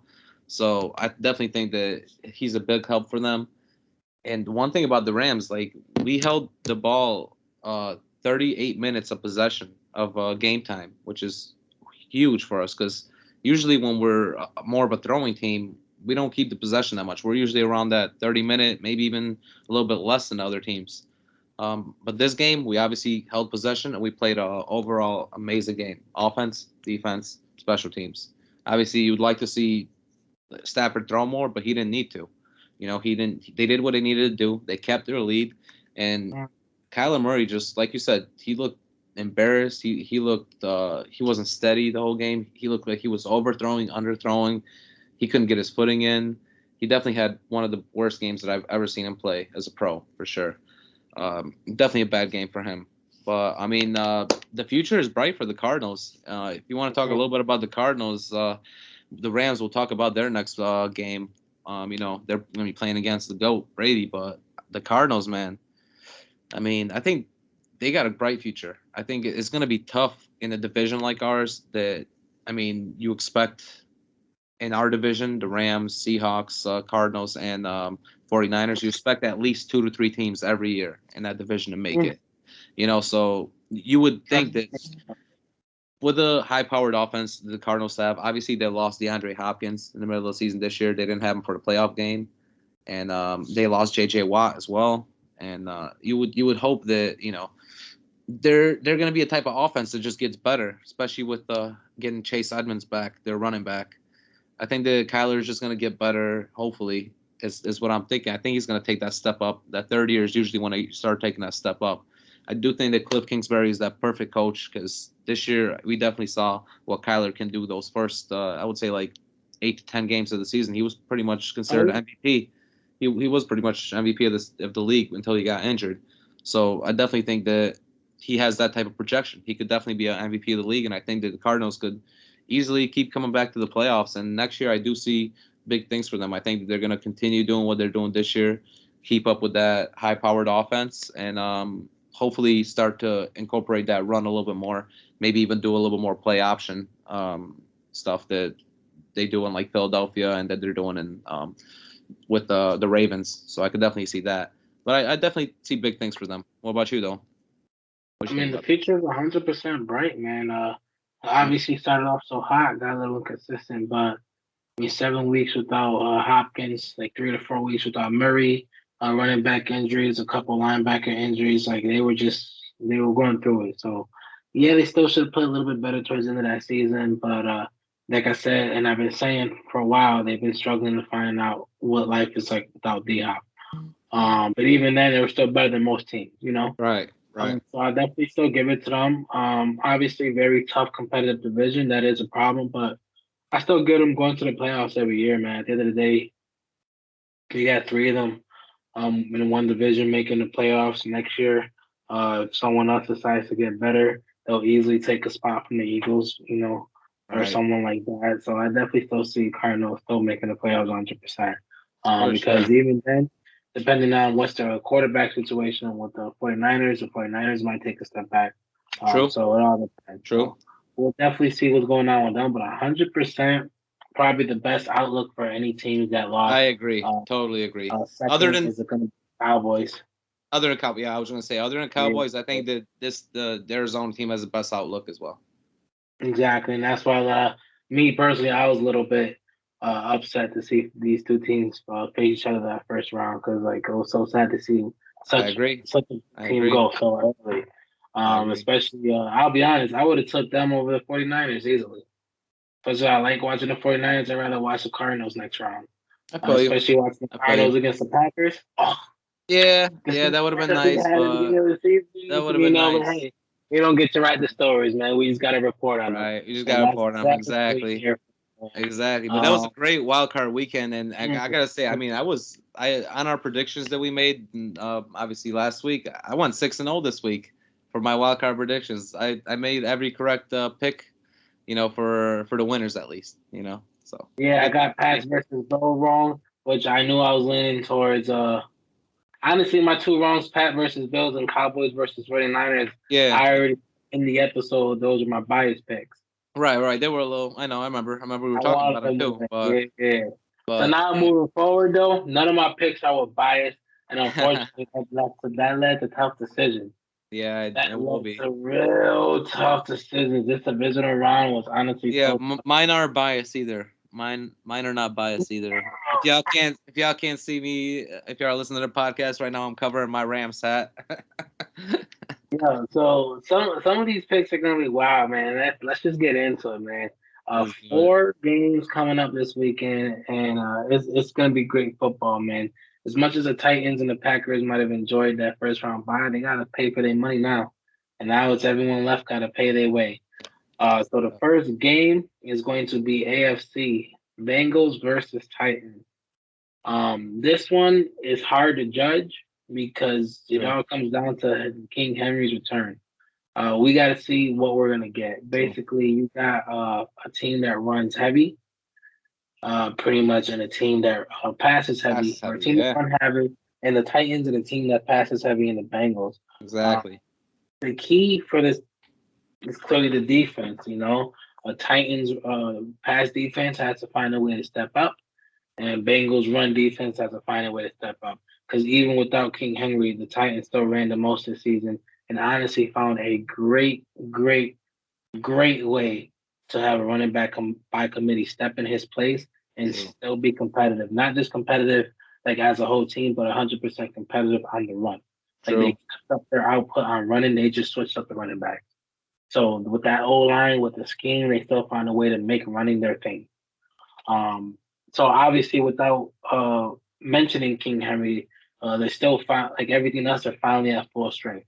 A week's worth of rest.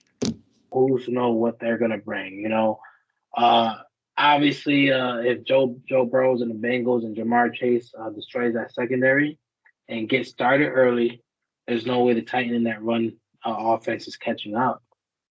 But if they can control the Titans can control the ground game. Keep the ball out of Joe Burrow's hands, then you know they could find a way. to capitalize on that pace and have a shot at winning. So this is the one where it was so hard to decide, obviously. Yeah. I'm going to lean towards because Titans honestly just been amazing. It's hot because one, Bengals are hot. Joe Burrow's hot. That offense is volatile. But I'm going to lean towards the freak of nature being good.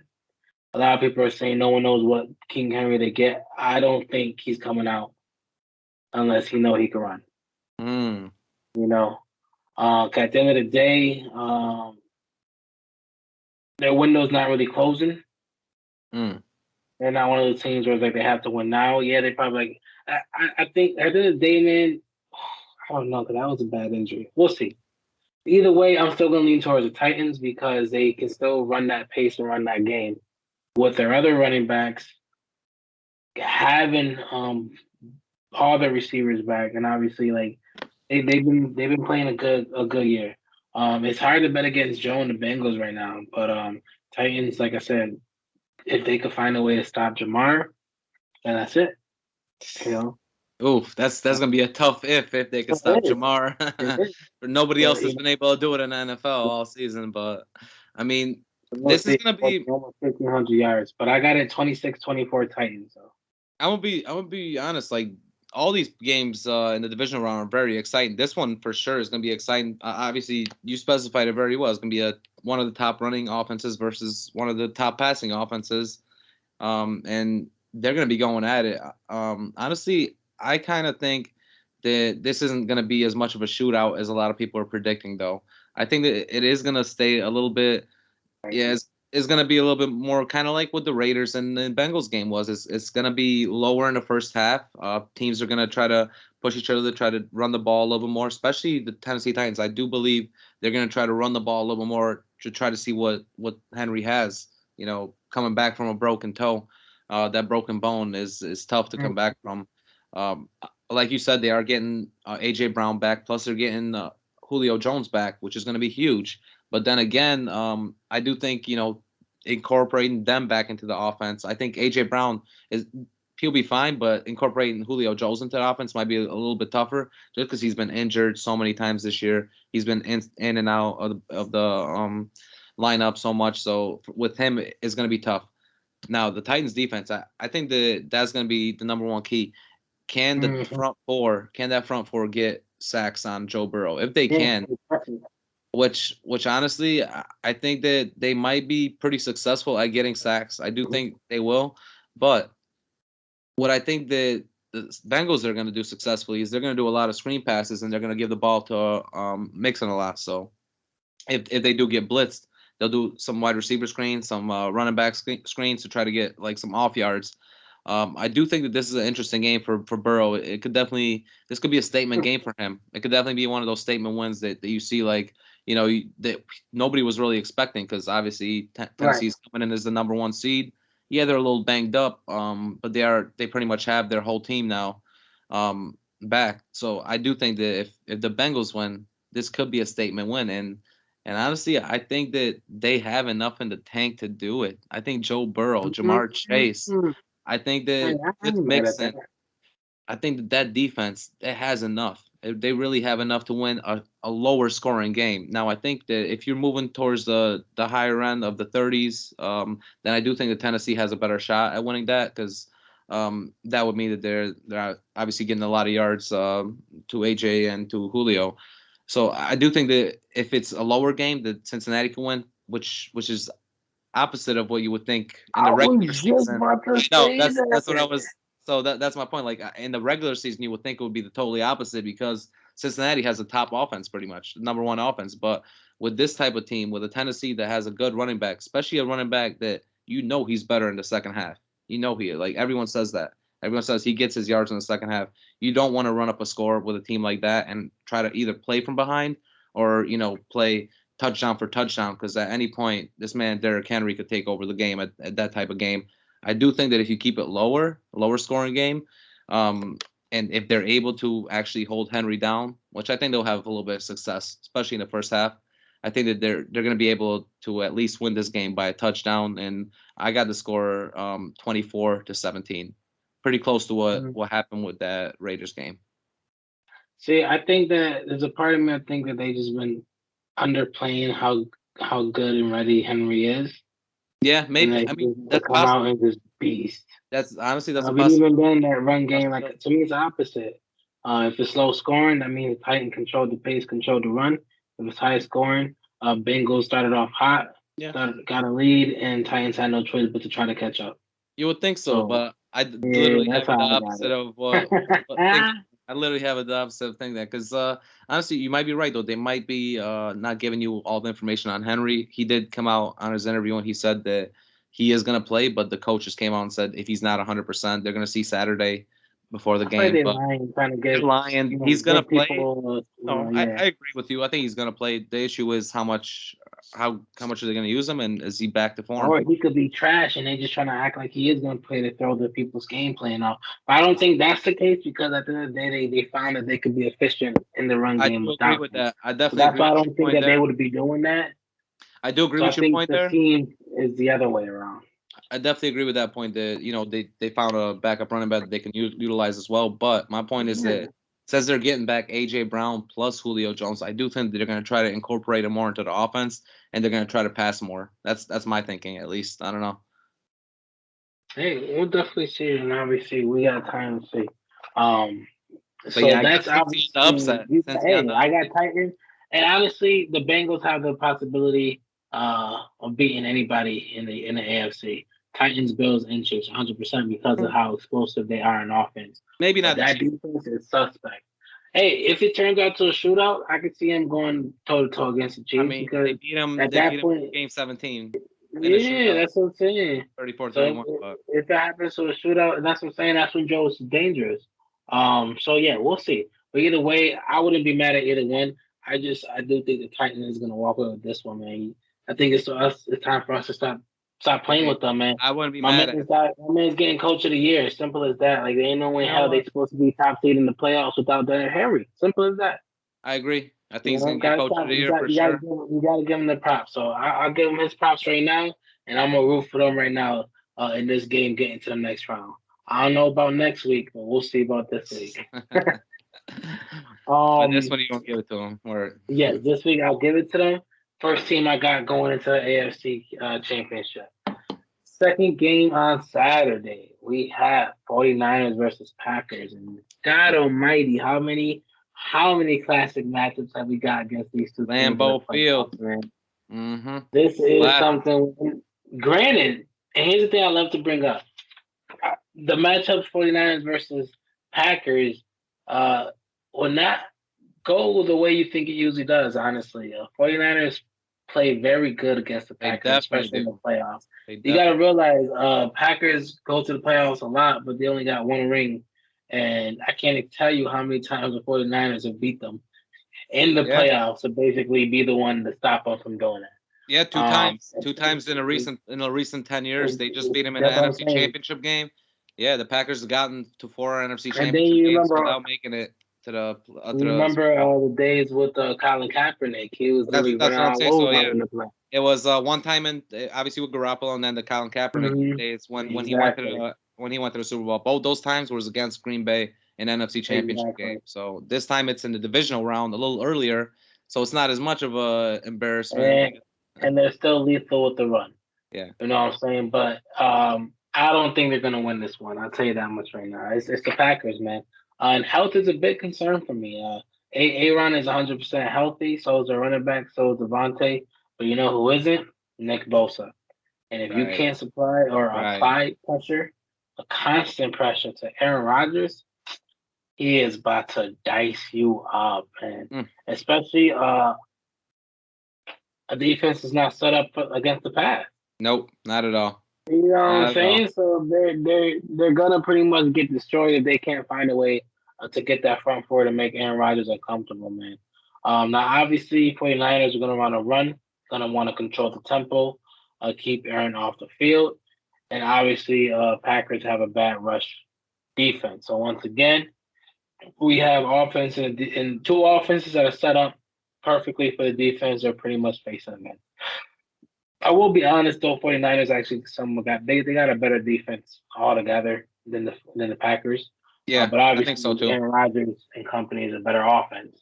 But without Bosa, it brings them down a little bit. A notch. Exactly. A notch, yeah. So just a little bit better without Bosa.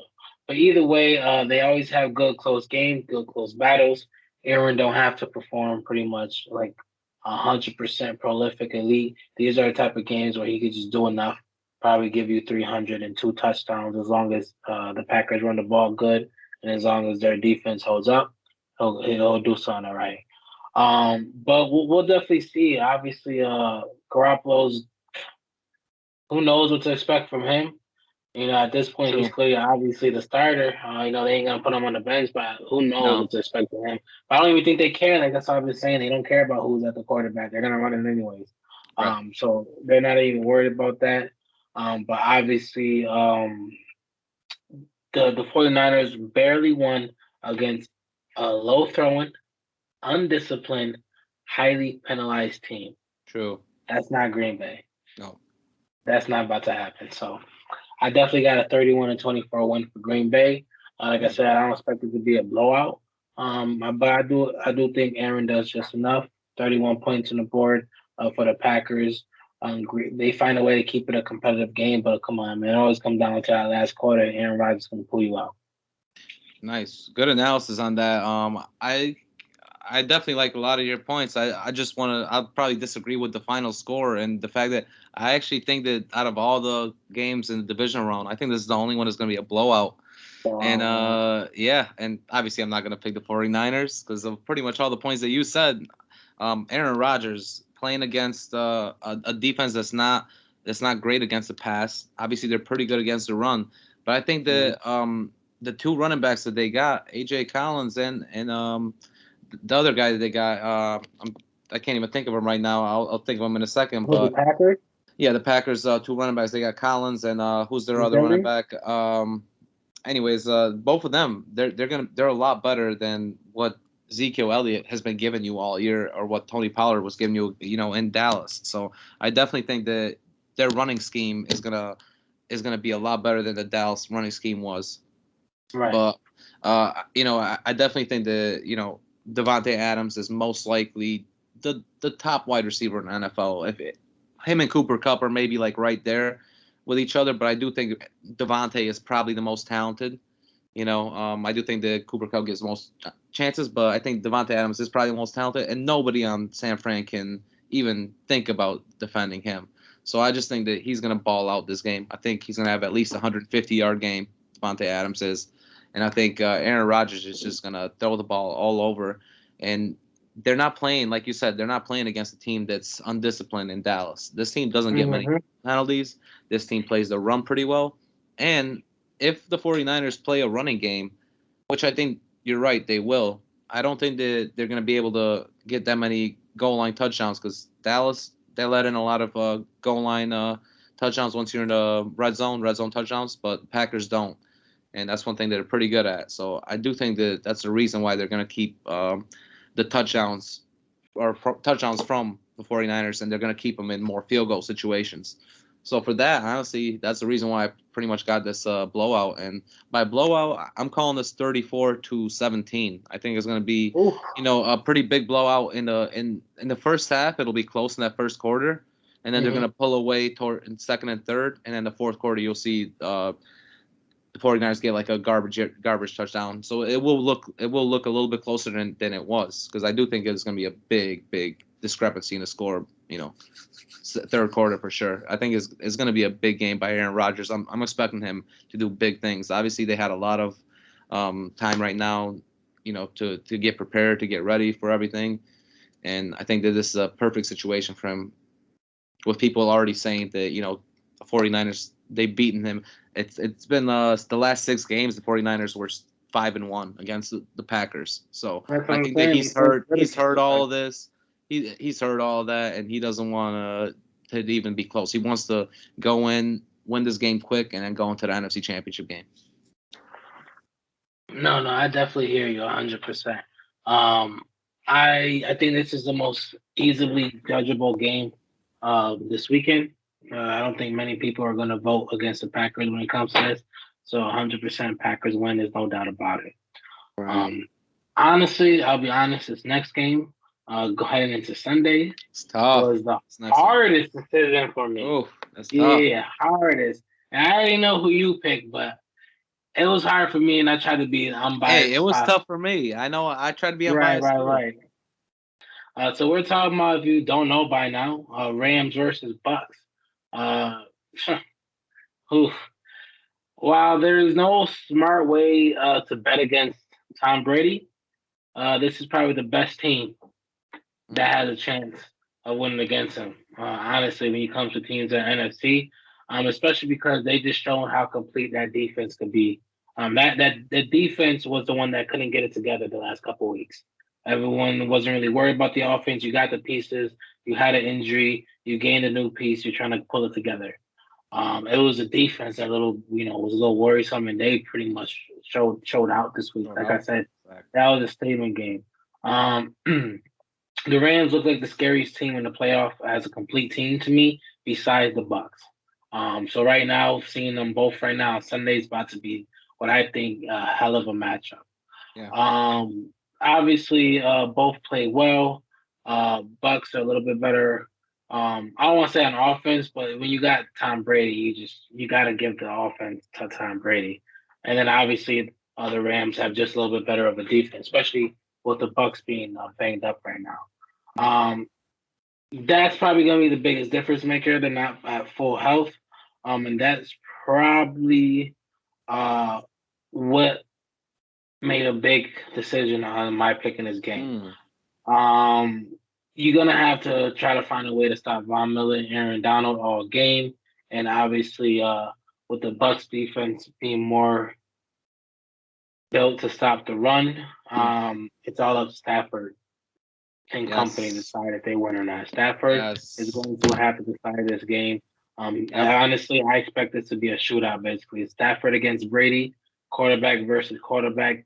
Both of them running for their life, trying, because all that Tom Brady throwing fast don't mean nothing against his Rams defense. You got Aaron Donald back there. If you don't got no one to run him to, no one to throw to in 2 seconds, and that's not gonna do nothing. Because you got Aaron Donald back there, but you also got Von Miller and Jalen Ramsey.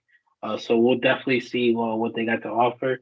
So like I said, the toughest game to choose from. With the injuries played just a little part in it. Like that Eagles team wasn't that impressive.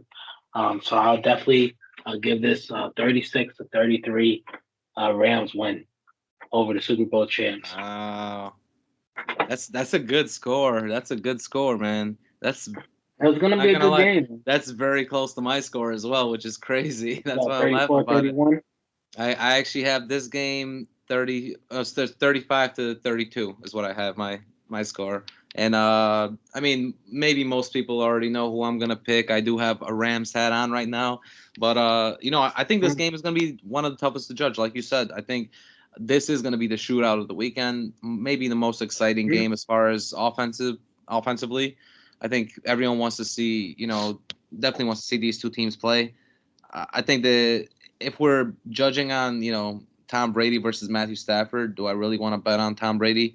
I don't. I think he's going to get his yards though. My question is Leonard Fournette going to come back? And they're not telling you anything about him yet. So I still don't know. Like I said, Tampa Bay got that rookie running back, Vaughn. He's decent, but he's not good at more than like 15 carries a game. So it'll be interesting what happens with that. I'll be interested to see if the Rams like to get Cam Akers in the game, our running back in the game a little bit more, get him, more than Sony Michel at least, because obviously in the previous game they just gave Sony Michel the ball more. So that'll be interesting. But I do think that this is most likely going to be a passing game. It's going to be touchdowns flowing all over. I expect a guy like Cooper Kupp to probably get like 2 touchdowns. Same with a guy like Godwin. But honestly, you said it best. This game is gonna be decided by Matthew Stafford, and Matthew Stafford alone. Is he gonna throw a pretty decent game without throwing those interceptions? That's my question. Because the one thing about Matthew Stafford is he likes to throw those interceptions, man. And not just interceptions, he likes to throw those pick sixes. and those kill us. Those they literally kill a whole game. If he throws 2 interceptions, I don't think that we can win a game like this, especially because if it's a shootout. I don't think that he will. I think he's going to play a pretty decent game against not a great defense, especially not a great back 8 defense. Their front 4 is good, but their back 8 isn't as good. They will get pressure with Sue and with JPP. Tampa Bay will, but their back 8 is not that great. So I do think Cooper Kupp is going to ball out.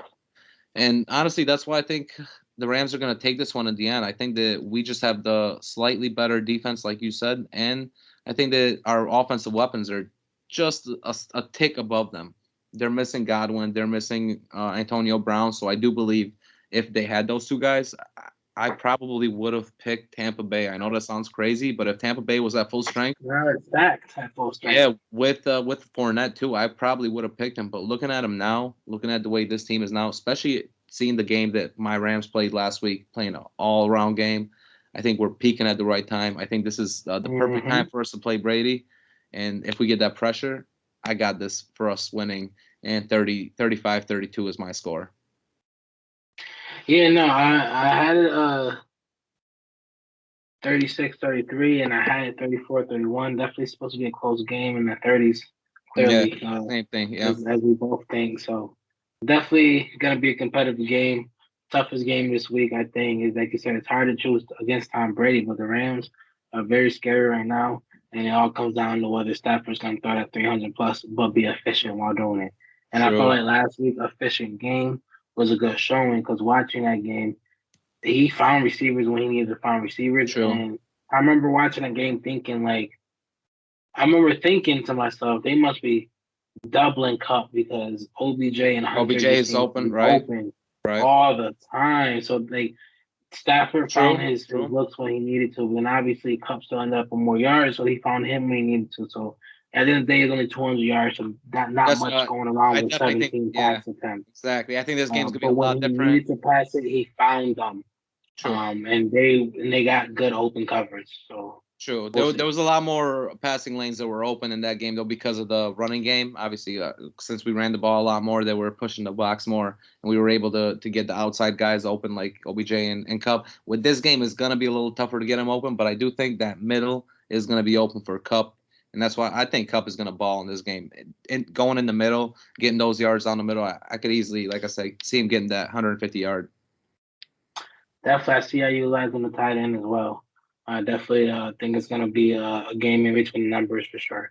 But still, I think I can't wait. I literally cannot wait to watch that game, and I'm about to watch every second of it. I'm so excited. So excited. I mean, you got stars, you got Tom Brady, you got OBJ. You know, obviously, you got guys that are quarterbacks that are trying to get something done. Obviously, some coaches that are trying to win Super Bowls. So definitely a good game. Good offensive threats. Yeah, definitely, and what should be the first of second of just straight shootouts for that game or for that day. Great Sunday football. Wrapping up Sunday for the divisional round. Honestly, it should be 2. I know you love football and sometimes you love low scoring defensive games, but if you want to see offenses go hand put points on the board, like you're supposed to, that's what this week is going to give you. And honestly, that's what this day, specifically Sunday, is going to give you. Because right after Rams versus Buck, you got Bills versus Chiefs, and that should be another high-scoring game. Yeah. Both explosive on offense. Bills are prolific on defense.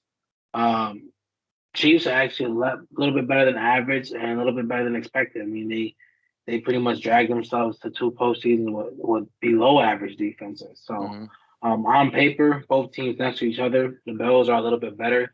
But at the end of the day, you're probably gonna want to look on the offense of the 2-time AFC champions and the 1-time defending. Yeah. We're not defending, but the 1-time Super Bowl champion. At the end of the day, they don't always need that top defense to get to where they need to get to. So when you got they actually got a better defense than they usually do. So it all comes down to what type of gameplay they bring to each side of the ball. Obviously, you pretty much got Bill's gonna pretty much pass it. I don't know how the Chiefs are gonna find a way to stop the run, but they don't even have to that much. But I feel like they have to when they start forcing Josh Allen to not be able to throw it. And that's going to be the goal plan, obviously. Obviously, how the hell are you going to stop Mahomes and company? I mean, both quarterbacks just came off with throwing 5 touchdowns. So Exactly. I hope we get 10. I hope we get 10 touchdowns this game. That's like if they don't give me 10 touchdowns, they're trash. Like Right. I need the I'm exact same upset. output this game. I need 10 touchdowns. So you got like to me it comes down to 2 things, man. And I know people are like, oh my God, you love to hate the Bills.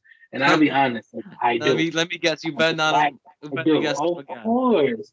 30-27, I have to. Oh my God, not again. Every time you bet against them. Every time I you know. bet against them. I don't understand how I can, man. The Chiefs, both of them I look see how you extremely dangerous feel. Right. last week. The only difference is one of them have a tendency of dropping the ball on the big stage. The other one just went to 2 straight Super Bowls. Yes. You're right. They're both hot. They both look good. At the end of the day, I'm gonna go with the team that's been there, especially the team that last year stopped this other team from getting there. True. Like last year, that was the only hump they had to get over. And they started off amazing this year, shit the bed the rest of the year.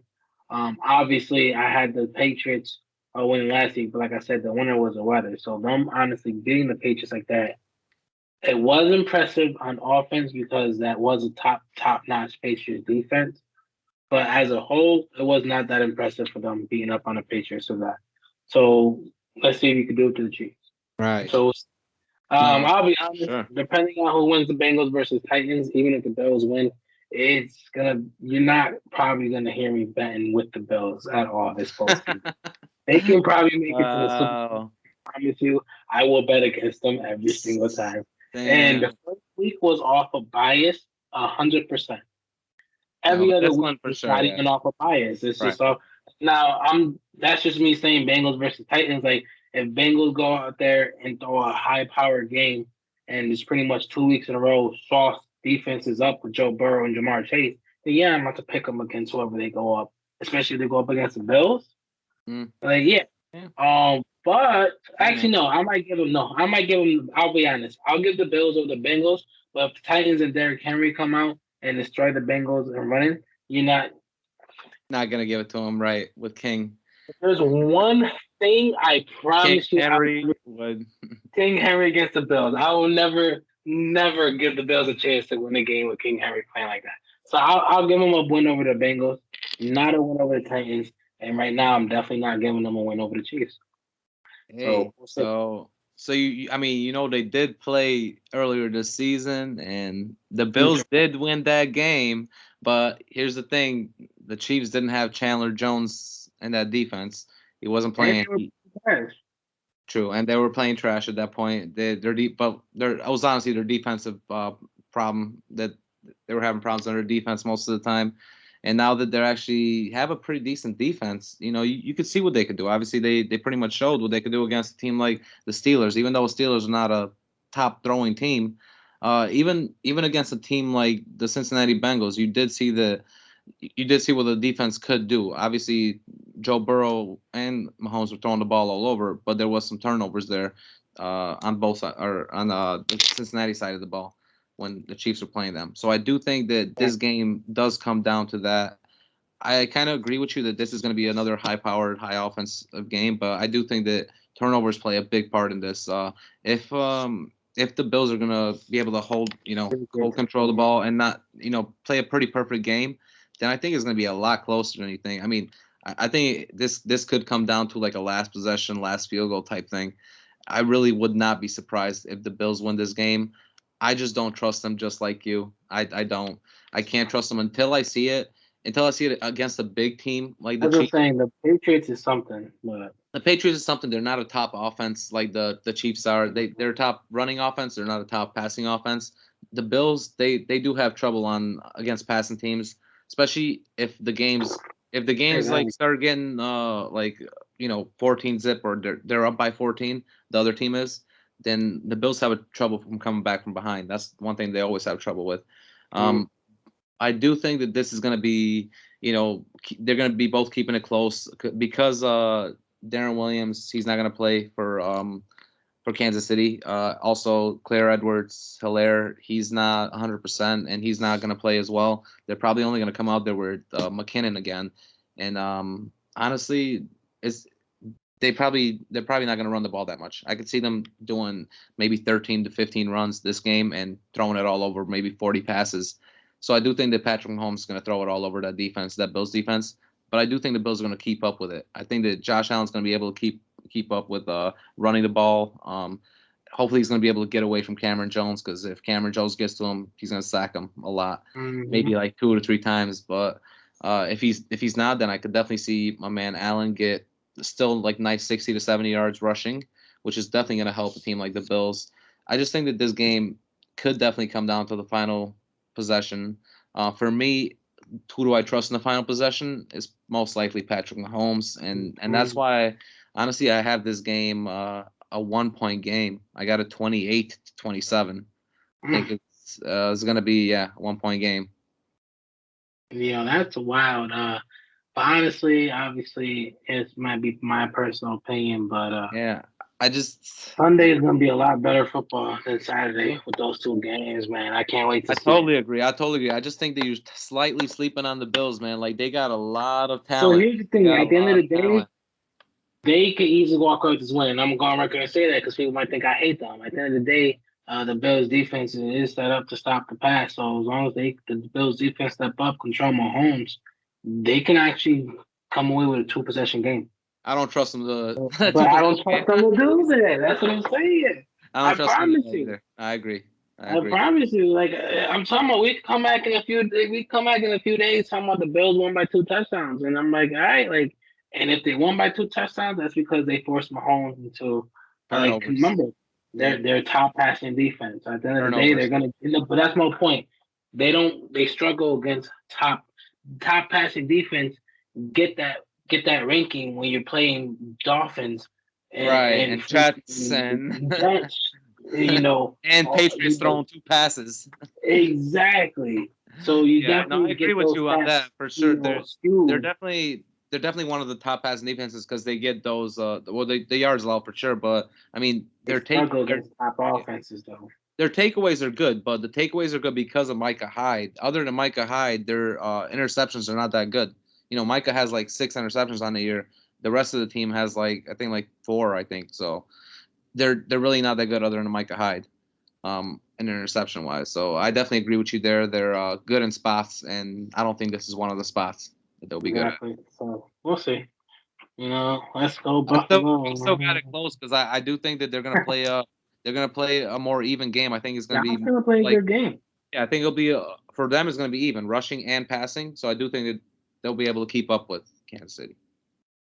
No, the Josh is definitely gonna play a good game. So I'm excited to see it. And obviously, the divisional round, 4 games.